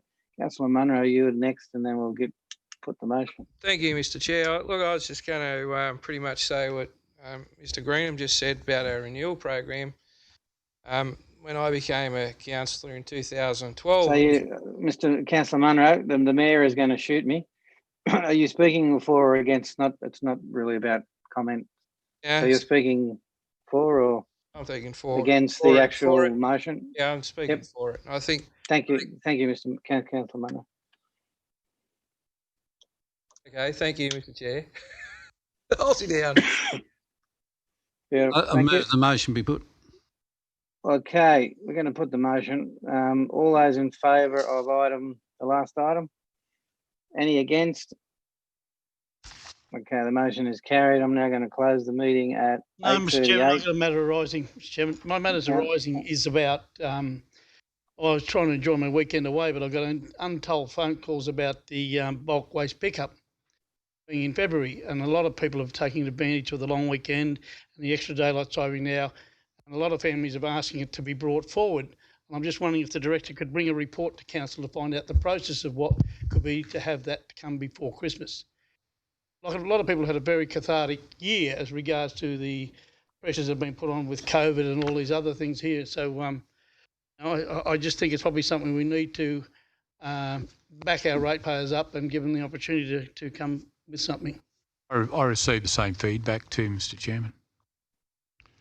Well, disappointed it's in February, not before Christmas.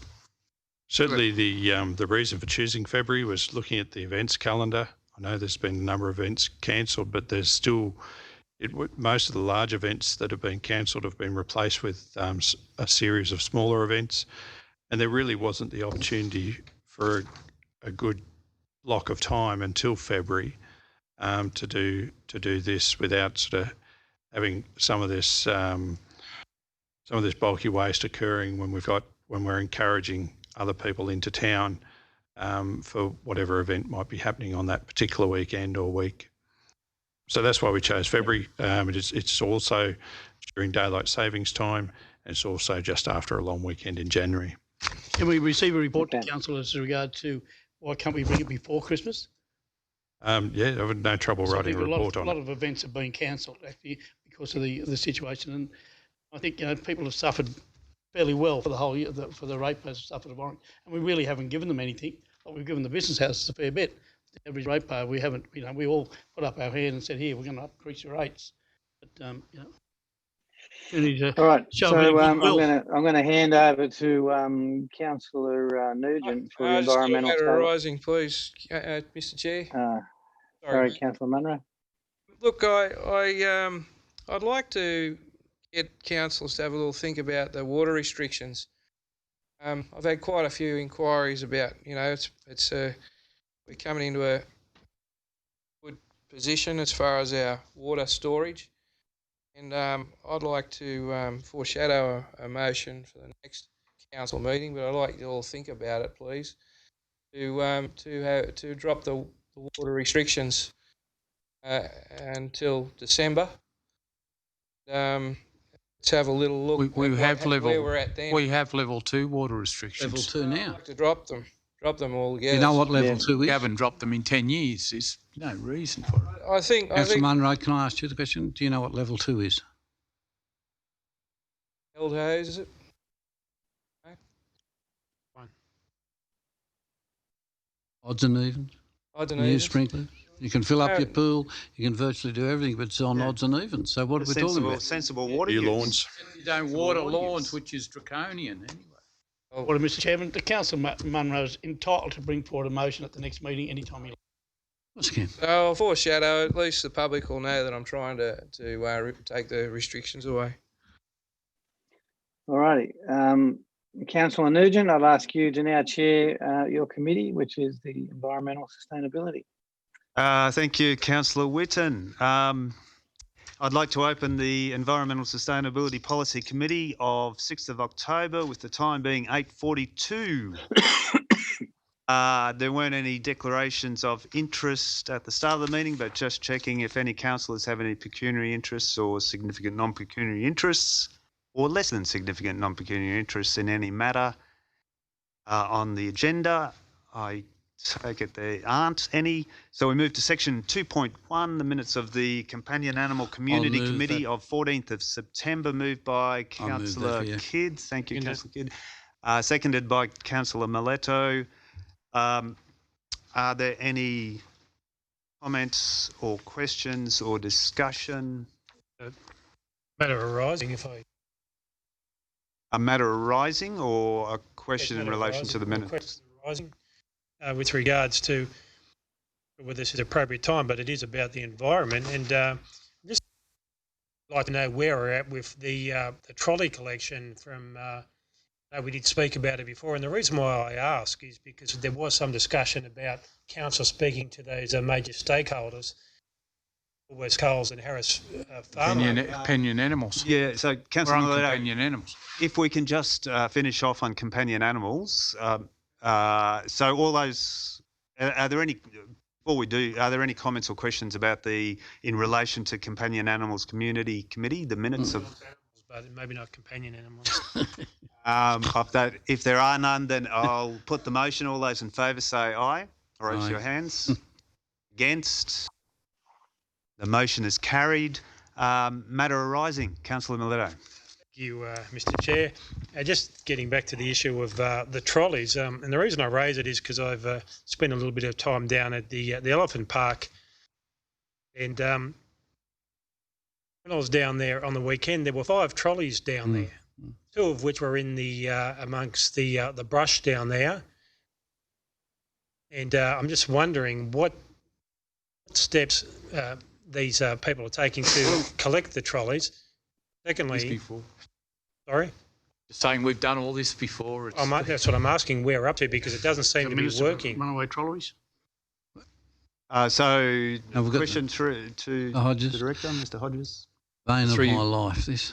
Through you, Mr. Chair. Certainly, it was about 3 to 4 weeks ago we contacted all the trolley providers and told them to tighten up on their collections. You have hotspots areas that we ask them to patrol each day, which includes Elephant Park.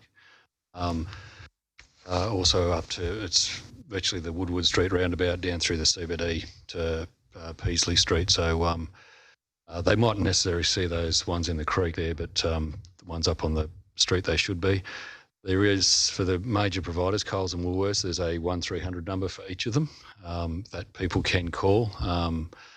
It's either Coles Trolley, and you can Google that one, or Trolley Trackers does Woolworths, and their labels underneath those. Beyond that, our rangers report trolleys each week continually throughout the whole city. Thank you. And getting onto the animals, whilst still at Elephant Park, I noticed that when I was there is only one auto bin on the Woodward Street side there, which appears to be about 30 years old, or it doesn't comply with regulations which normal ratepayers would have to put out. But in saying that, there doesn't appear to be any bins around the barbecue area. And when I was there the other day, people were just dropping their rubbish on the ground because there wasn't a bin close to those barbecue areas. And dare I say it, people are using those grounds for more than just exercise, and there was some paraphernalia of a sexual nature on the ground because down further... Chocolates and that sort of thing. Yes, that's what I'm getting at, and around the vicinity of the willow trees. Yeah. So, Mayor, and so I think it's something if we can maybe have another bin down there, and there was a couple of eggs of where people were doing the right thing by picking up their dog feces, but they had nowhere to put them, they just dropping them on the ground. So if we can perhaps have another auto down there, I think that it was brought to my attention by some people who were frequenting the park. have a look at that. That'd be great. Thanks, Councillor Miletto. Being a frequent user of those parks myself, walking the dog, having additional bins for doggy poo bags would be a good idea. I thought there was actually some bins near the barbecue area when I've been there for Clean Up Australia Day, which at which time the trolleys in the creek line are always fun to sort of drag out. But and yes, it's a perennial problem. Although I have to say, in the last sort of few weeks, I haven't noticed that many trolleys down there in Elephant Park. So, but in terms of the bins, I'm sure the staff will take that on notice. Yes, Councillor Mr. Chair, yeah, I'm sure that's a good point. I'm sure they'll take that on because I've noticed just recently there was only one bin.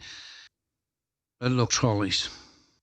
I hope before I die, actually, I'm not going to say before I finish council. I've been on council 30 years. I've had a thing against trolleys for 30 years. I don't know how many stories we've done on trolleys. I don't know how many meetings we've had on trolleys. We had 1,000 in the depot, remember, a few 1,000 years in ago. the depot at one stage. I think, I don't know what they're worth now. At that time, they're worth about $350 or $400 each. They're stainless steel. Refuse But to people don't give, you put all sorts of things on them, and where you find where you see them is just. I was down the street this afternoon and went for a walk, and this is a classic.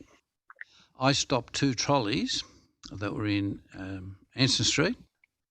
Some kids went past on one of those little scooter things. The 2 trolleys took off because someone had just left them there, and guess what it was?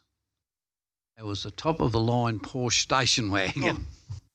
Are heading towards. Now, anyone who's got a car knows that even the smallest dent in a car is hundreds and hundreds of dollars to get fixed up. I'd imagine would have been with that car. And these 2 were in front of a shop in Anson Street. I mean, that's how close to. But my other question was, is it a depot or somewhere where you can leave trolleys up opposite Electrolux, you know, where that jumping place was? The flip Is that a out. place? Yeah, flip out. Flip out. So I've seen up to 50 or 60 there. Is that a place where you can put them and they come pick them That's up? where there's a bottle transfer station there, Mr. Mayor. That's why I was telling you. The urn and the recycle. And Leave a trolley there, can you? people must be taking their recycled goods in trolleys. Oh, you can't leave your trolley there. They're just dumping it there. They're not meant to, I don't think. They're Mr. dumping Mayor, the trolleys. But they're I was just just asking because I saw that many there. I thought it must have been a depot for trolleys. It's a hot spot. Not for trolleys. right. Thank you for those observations, Mr. Mayor. Yes, trolleys do continue to be an environmental issue and aesthetic issue. If there's no other comments or discussion, we'll conclude the Environmental Sustainability Policy Committee meeting with the time being, what is the time, 8:50 p.m. and I'll ask Councillor Duffy to conduct the Finance Policy Committee. Thank you, Councillor Nugent. And I declare the Finance Policy Committee meeting open. And being no declaration of pecuniary interest, significant and non-pecuniary interest, we'll move on to committee minutes. And item 2.1, there's a recommendation on page 6. Someone like to move that? Moved by Councillor Nugent, seconded by Councillor Kidd. Any discussion? All those in favour, raise your right hand.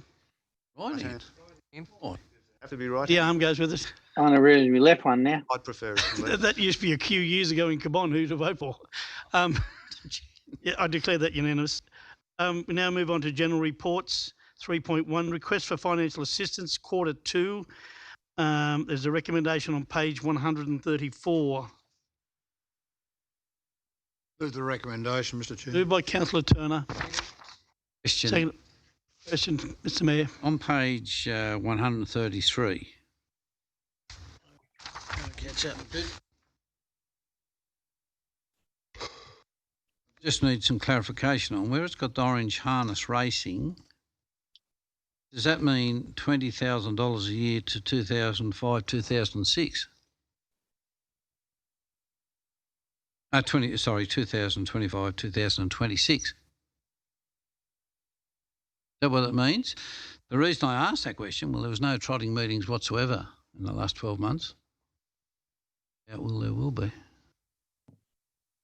Through you, Mr. Chair, the agreement with the funding agreement with the harness racing was across a period of 10 years, I seem to recall.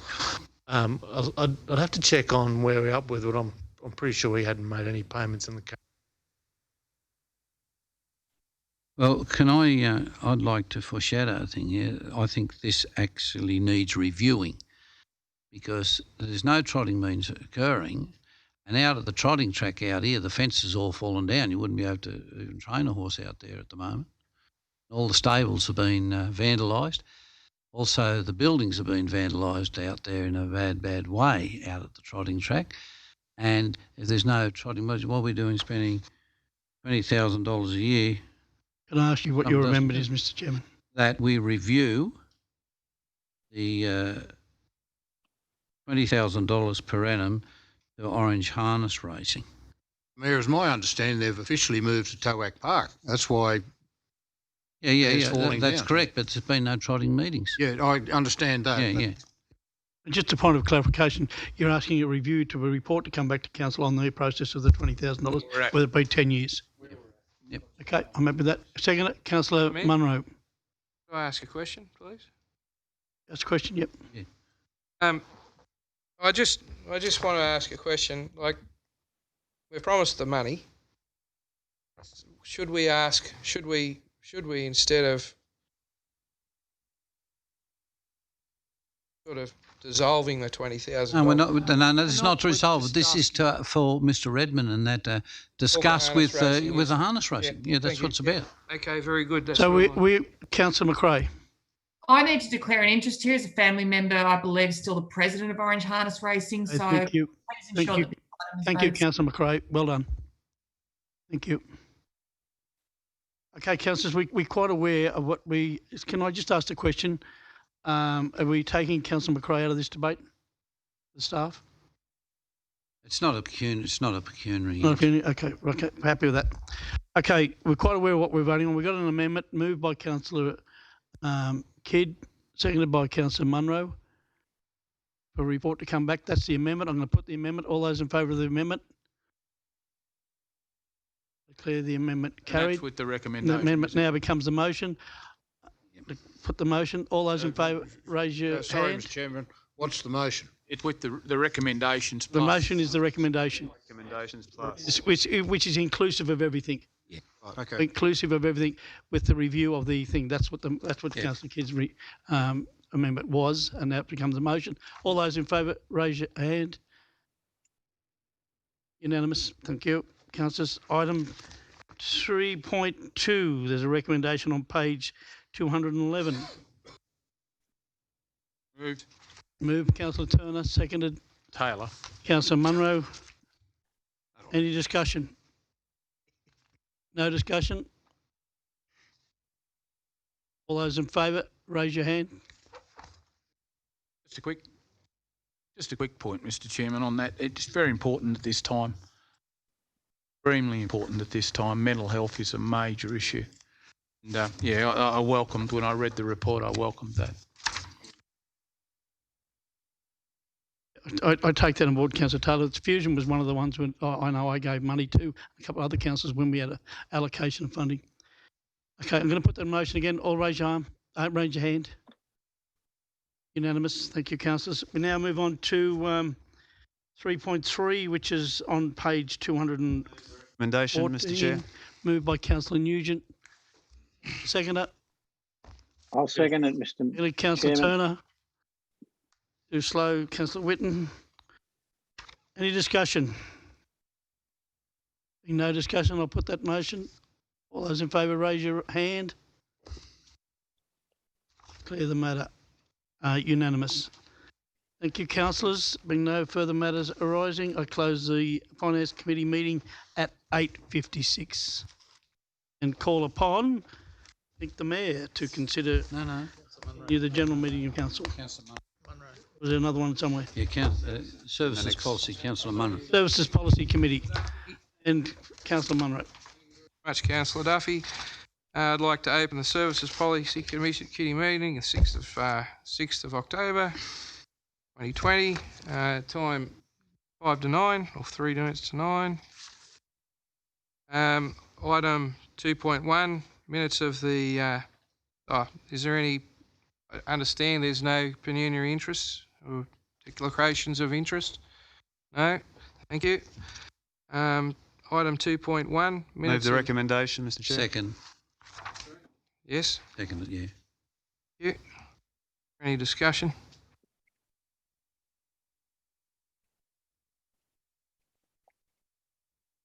Talking about the NAIDOC committee meeting, 20th of August to the 3rd of September. Is there any recommendation on page 5? Do I have a mover and a seconder? It was moved by We've Stephen moved and I and seconded. seconded. Yeah. Yep. Thank you. Okay, no discussion. Thank you. I'll put the motion.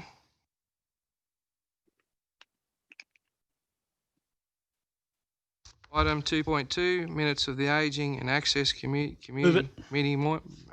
Second. Duffy, thank you. And seconded Taylor. No discussion? Thank you. I'll put the motion. And minutes of the Orange Regional I'll move those. Happy to second those Yeah. minutes. Kid, and thank you. Any discussion?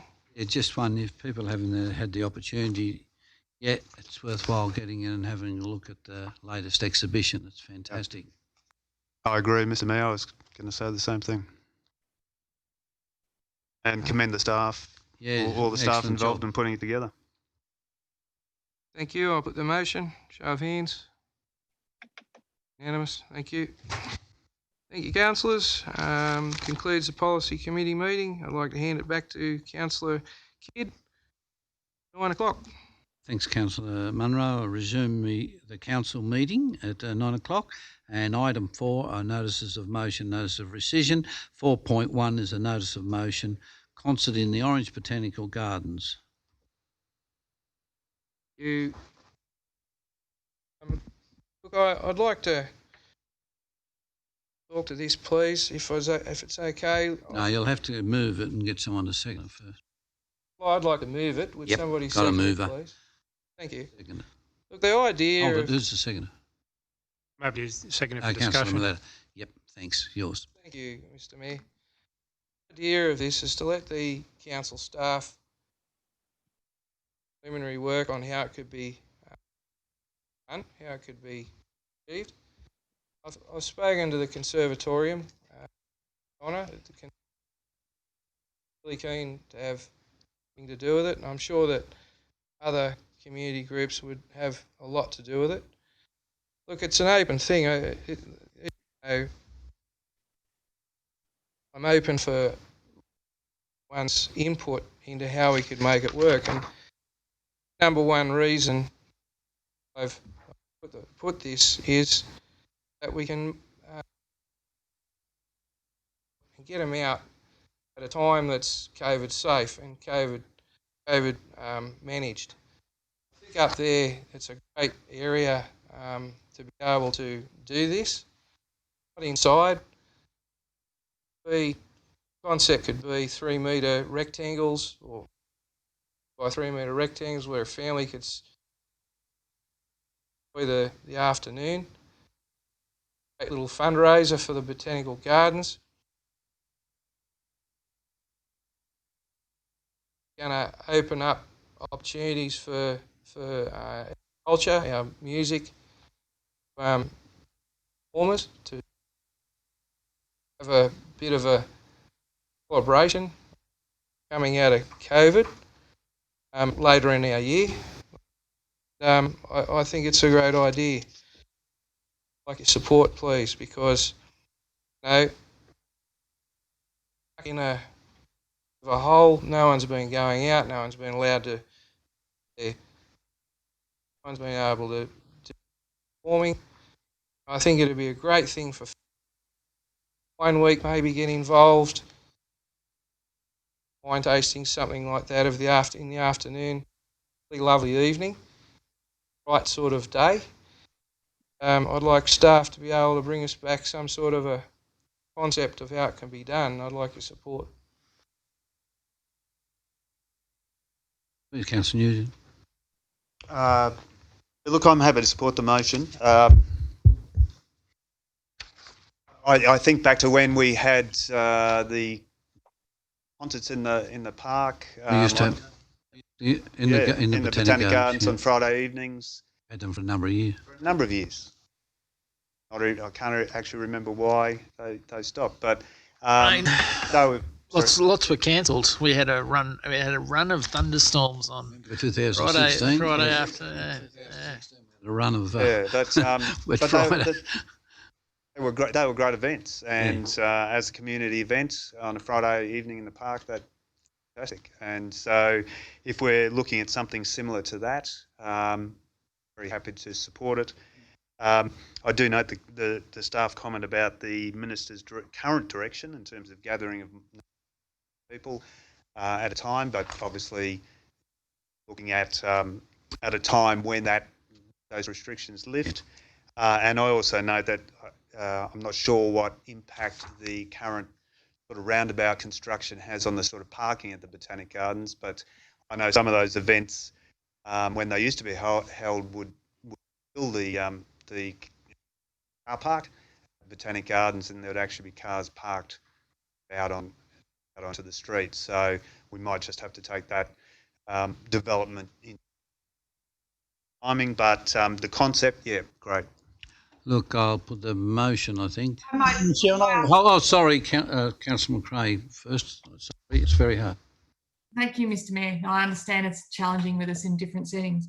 Look, I appreciate the sentiment of Councillor Munro's idea, but I wonder, does this actually have an opportunity for council to provide funding rather than actually doing the legwork of organising an event?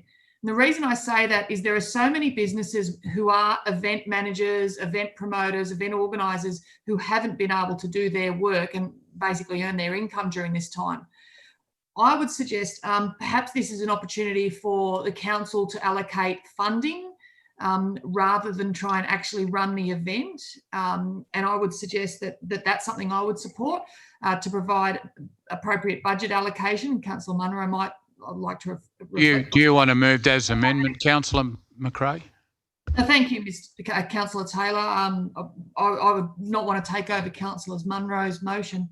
But I think I would support any amendment which would see existing businesses running a COVID-safe event like we have had put up in tonight's meeting, the drive-in movie, the suggestion of the comedy events which are running under COVID-safe practices, but are supporting existing industries and businesses, and particularly this kind of one which would work with the Orange Conservatorium. Just not sure whether it's something council should be spending time doing at this time. I'm just still unsure about that. Right, I'll just ask Councillor Munro, would you be willing to include that in your motion? Very much for your input, Councillor. But it's more about our conservatorium, our musicians, our conservatorium. Maybe it's about offering, it's about doing the groundwork on how it can be done. Like many people there might be 250 families there spread out across that paddock. Got a section where they've got to stay in, got to be COVID registered, all that sort of stuff.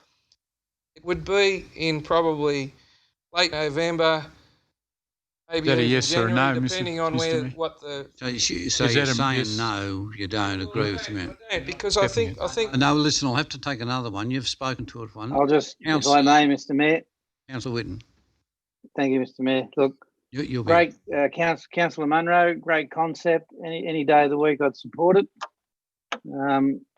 Just one moment, I think I've lost communications. No, you're right. Go. Yeah. Okay. But just reading the staff's comment that we're restricted to 20 people, so it wouldn't be viable, would it? Like at the moment, we're restricted to. No, Councillor Munro has indicated no. It's look when we're moving out of COVID. Okay. There's a, Yeah, the certainly. government have Well, we need to indicated have it. government have indicated that we're going to start moving out of COVID, and what I'm trying to do here is get ready for that, get some conversation going through the Conservatorium and other interested parties that might want to perform and how they might do it. I think we understand that, and you've got support and how from we're going to actually Councillor Munro. You've got manage it. support of the councillors. You don't have to say the same thing 3 times. You've got the support. And the main thing, Duffy. It's his fourth go. He's had a good run. hasn't he? Councillor Duffy. Yeah, thank you very much. Listen, I can tell you why the previous ones failed. Sponsored by the Commonwealth Bank. Staff in the Phoenix refused to work for them. It was the bottom line of it. What they failed was something like Netflix or something like that, or the Night in the Flicks or something. They had it up there. And if they got 250 people there, they would have been jumping over it out of the moon. Different event. Different event. Botanical Gardens. It Yeah. was in the. That was a movie night, yeah. Anyway, but it was very hard to get going. And I'm happy to support the amendment, but give it the same scepticism that No, we haven't got an amendment. Councillor McRae's amendment. I'm happy Councillor to McRae doesn't support want to that, run. but, There's no amendment. I just look at the other one and I say, hang on, it's not going to be, just not going There's to work. no amendment. Look, I haven't got anyone speaking against it, so I'm going to put the motion. All in favour? Against? 1, 2, 3 against. 4 against, sorry. Yeah. Got 5-4. Motion successful. Thank you. We now move on to item 5.1 is an update on outstanding resolutions of council. Move the report. Thanks, Councillor. Seconded. Seconded, Councillor Whitten.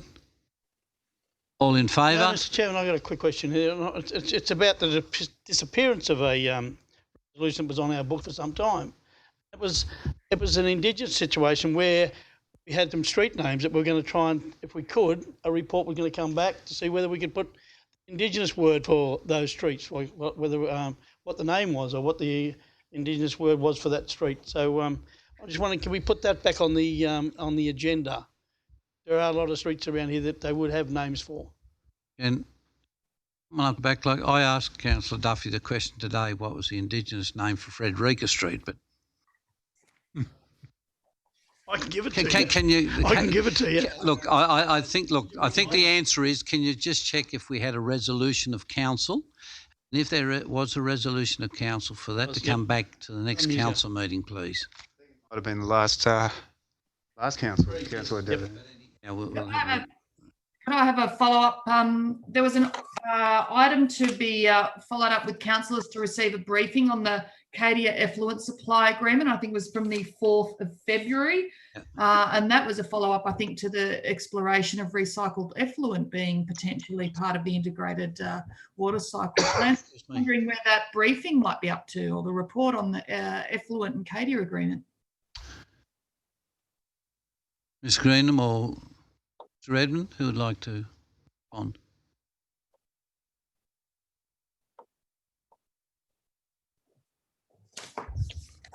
I'm sure our CEO will be happy to bring a report back to council at some stage to discuss the Cadia Effluent Agreement. That was like a half back to 5'8", back to the full back for the kick over the head. Yeah, I was going to flick. I was going to say episode of Yes Minister. Councillor McRae, I will chase that up with the CEO. I will. I do remember that quite distinctly. I do know that there's some sensitive discussions have been taking place legally about treated effluent, and I can assure you that I will chase that up myself. Thank you.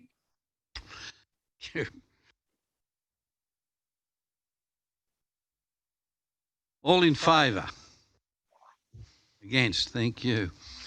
5.2 is the strategic policy review. Yeah, happy to move that, Mr. Chairman. I have a matter arising after as well.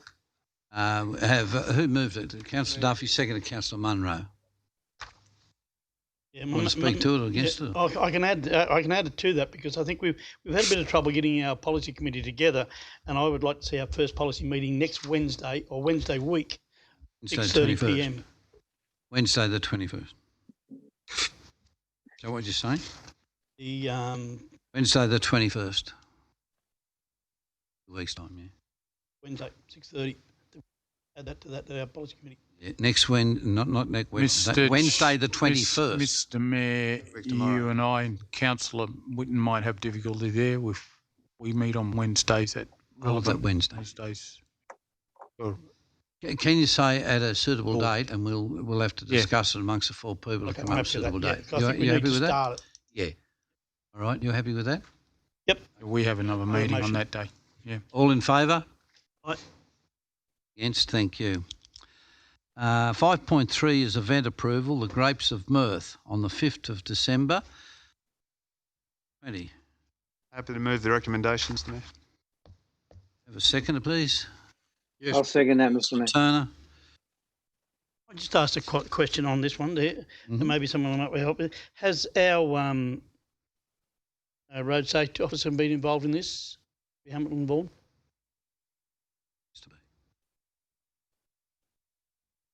Also I think I can answer that. I think any functions that we actually have, we have to have our safety officer involved in because, with roads getting road safety, access and egress. So I would answer yes.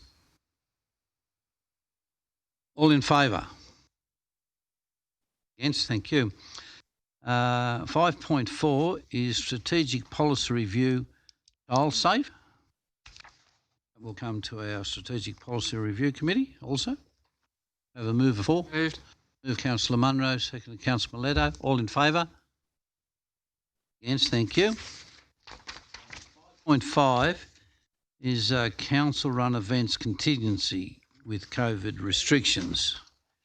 Move Councillor Munro, seconded Councillor Nugent. Councillor Miletto. Thank you, Mr Mayor.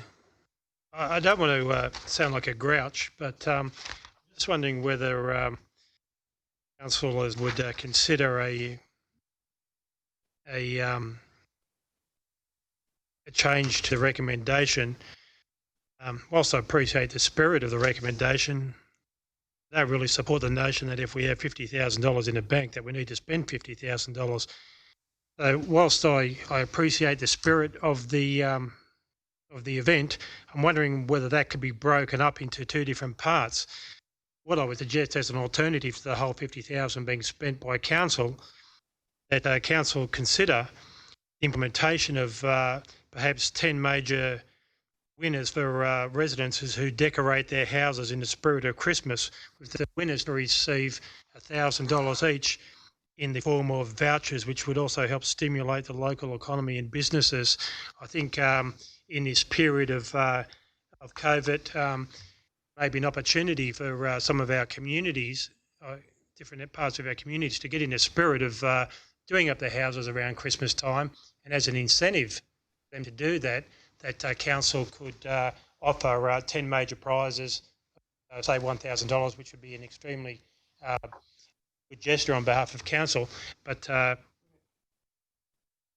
I don't see the need to spend even $50,000. But if council's decision is to spend $50,000, I would like that to be changed to 40%, $40,000 per council and $10,000 as a competition, where we would encourage our local residences to do up their houses, and I think that the incentive of 10 prizes of $1,000, but in the form of gift vouchers to be spent in our local shops, may be a good incentive to do that. Can I try this on you? See if you're happy. I like the concept, but could we say the $40,000 for Christmas decorations, which will get used for, but that $10,000 be for retail premises, because the CWD, who are represented here tonight, run a competition on houses that do up all their with Christmas decoration and lights every year, and they've been running for a number of years.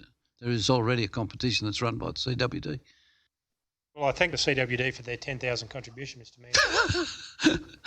and okay. Thank you, Mr. So I would agree. So you've got an amendment here that we look at in that budget of the 50,000, 10,000. That be.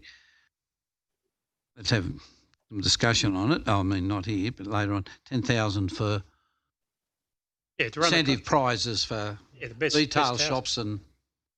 Well, look, you know, yeah. Mr. Mayor, and you do raise a good point.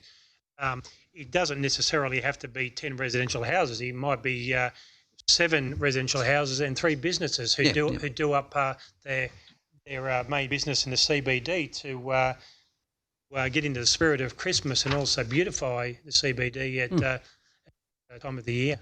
Does everyone sort of get the gist of that? I think. I'm saying the same. We seem to me to be making idea policy on the run. I'd rather we defer it, to give it a couple of weeks to think about what model we want. This, suggestion, and while it's welcome from councillors, and it's really we need to have something succinct, I think, in front of us. That's my view. No, hold it. I haven't answered yet. Still thinking about it. Yes, Councillor Duffy. Well, as you in pain, do you want me to get a Panadol? Mr. Mayor, just on this situation, I disagree with Councillor Mileto's idea, simply because it could become an elitist type of thing where a lot of people who've got money put a lot of effort into it and win that. I think I'm happy for the CWD to run whatever competition they like, but being in this chamber, and I can tell you, I was the only councillor that ever wore a Christmas tie at any meeting here, and I've seen us being very big grouches as our decorations that we put in our main parks and streets have been very poor. Absolutely poor. You wouldn't even think it was Christmas. What's wrong with decorating that fountain? What's wrong with decorating our trees up the main street with a few Santa Clauses? Nothing wrong with that. There's nothing better than seeing the young kids and the young families walking up and down the street and having a look at it. And all of us have probably been involved in putting our grandchildren or children in a car and driving around and having a look at the Christmas decorations at Christmas time. I don't have a problem with this year. This year's a little bit different, but it's not different when it comes to us decorating our city. You go to other cities and they do it. You go to, I think there's a number of cities you go to, they got their main centre of town totally lit up for Christmas trees. I think Adelaide and all these other bigger cities have got fantastic displays. But what have we got? And what have we had? Old Santa hanging by a thread of his neck over the balcony here. That's what we've basically had a few times. But 100% put the $50,000 into some decent decorations and display the city and encourage the families to be involved in the joy of Christmas. Councillor McRae, then Councillor Whitten. Thank you. As a childless and grandchildless councillor, I'll take my dogs for a walk around the town to ensure that we can enjoy the Christmas spirit that does exist in Orange. But I might suggest, could we pass this motion and Councillor Mileto might examine whether there's an opportunity for a separate fund for an appropriate competition, whether it's for neighbourhoods to come together, encourage the grouch in the street who doesn't participate. Maybe they'll join if there's some community collaboration and the chance to win a competition run by council. But rather than make policy on the run, we have the opportunity to do something a little bit further down the track if there was to be a separate funding approach to be put forward by another councillor at the next meeting. Thanks, Councillor McRae. Councillor Whitten. Thank you, Mr. Mayor. I think it was myself who moved this some years ago because, as the older councillors would remember, that we used to have the street party where you were the Santa, Mr. Mayor. Yep. And they were extremely successful. They used to bring the whole community out. And then then it lost interest for some, I don't know why or how it came about. You weren't allowed to do it. Yeah, and but I suppose the spirit of Christmas was to have something in the centre of the CBD that attracts people back into the CBD. Very similar if you look at Martin Place. That attracts the entire precinct of every suburb in Sydney to bring children in to watch them turn the lights on. And I know we don't want to get that extravagant because we don't have those sorts of money, but certainly even if we decorated a tree in Robinson Park or somewhere in the CBD, that's going to bring families out with their children, and then they'll spend money and buy presents, and it's all part of the spirit of Christmas, So, Councillor Mileto's idea is great, but I think the reason that I originally did this was to was to put the focus on the civic or the CBD precinct, to bring people into town to look at something, and then do their shopping. If I may, look, I'll speak to the recommendation. I've got a real soft touch for Christmas decorations and attraction particularly for young people. I think as adults, we quite often use the children or grandchildren as an excuse to go and have a look at these, but I think we get as big a buzz ourselves out of going around and looking at them. And I can tell you, in my travels across this state, we ain't the best at doing Christmas decorations as a council. Out the front here last year, I fought to get a blow-up Santa. Another thing hanging out the front here, even though Councillor Duffy liked them, they were quite cheap, to blow up things out the front. The best decorations we had in council were those reindeers that used to be down here just coming into Christmas time, look good. I really believe, I've been in Bathurst, I've been in Dubbo, and I've been in a lot of other places, Leeds and Griffith, coming into Christmas time. And look, I think it's part of the community having your city look nice with some sorts of decorations, which are the civic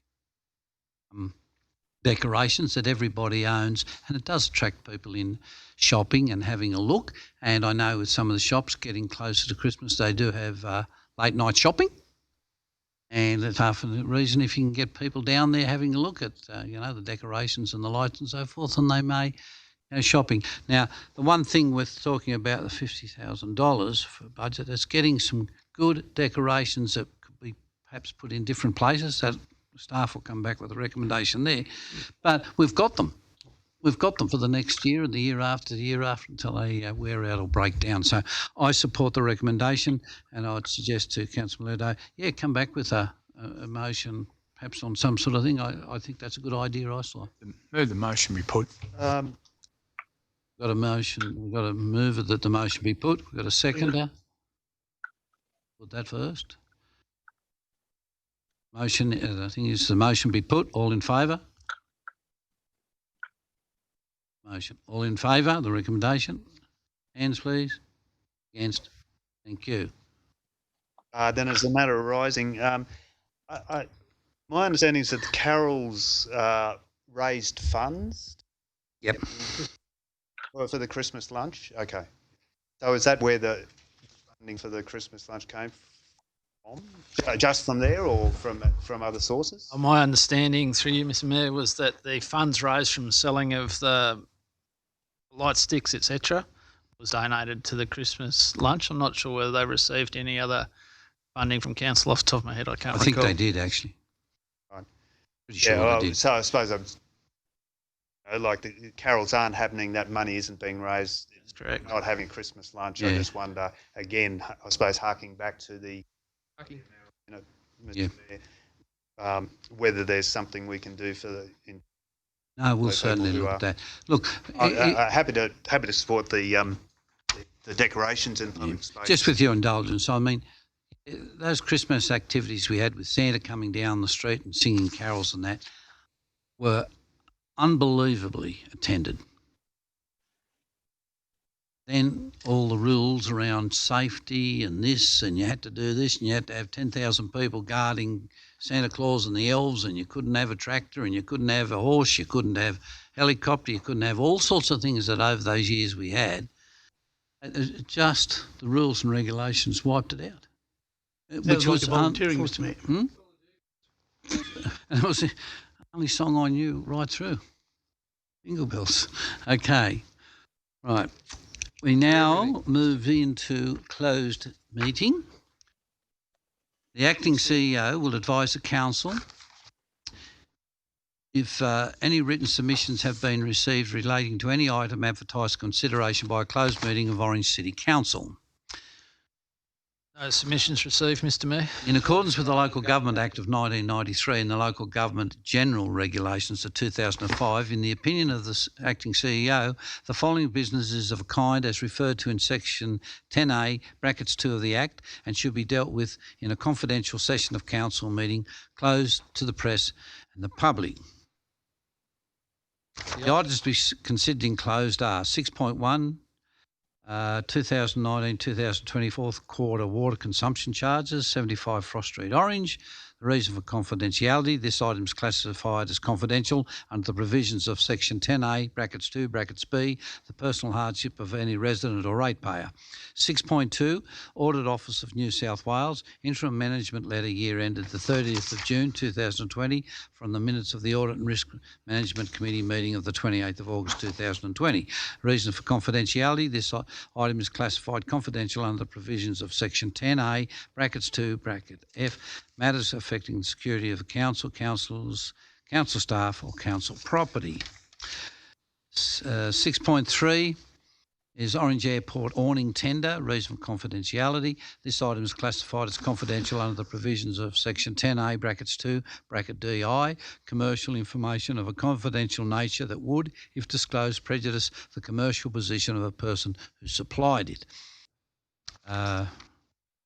Part of that is 6.4, acquisition of part lot 44, 6.5, selling of Fulford Road and offer of co-funding, and 6.6 is lease of restaurant and residence Botanic Gardens. The reason for confidentiality of 6.4, 5 and 6 is these items are classified confidential under the provisions of Section 10A, brackets 2, bracket C, information that would, if disclosed, confer a commercial advantage on a person with whom the council is conducting or proposes to conduct business.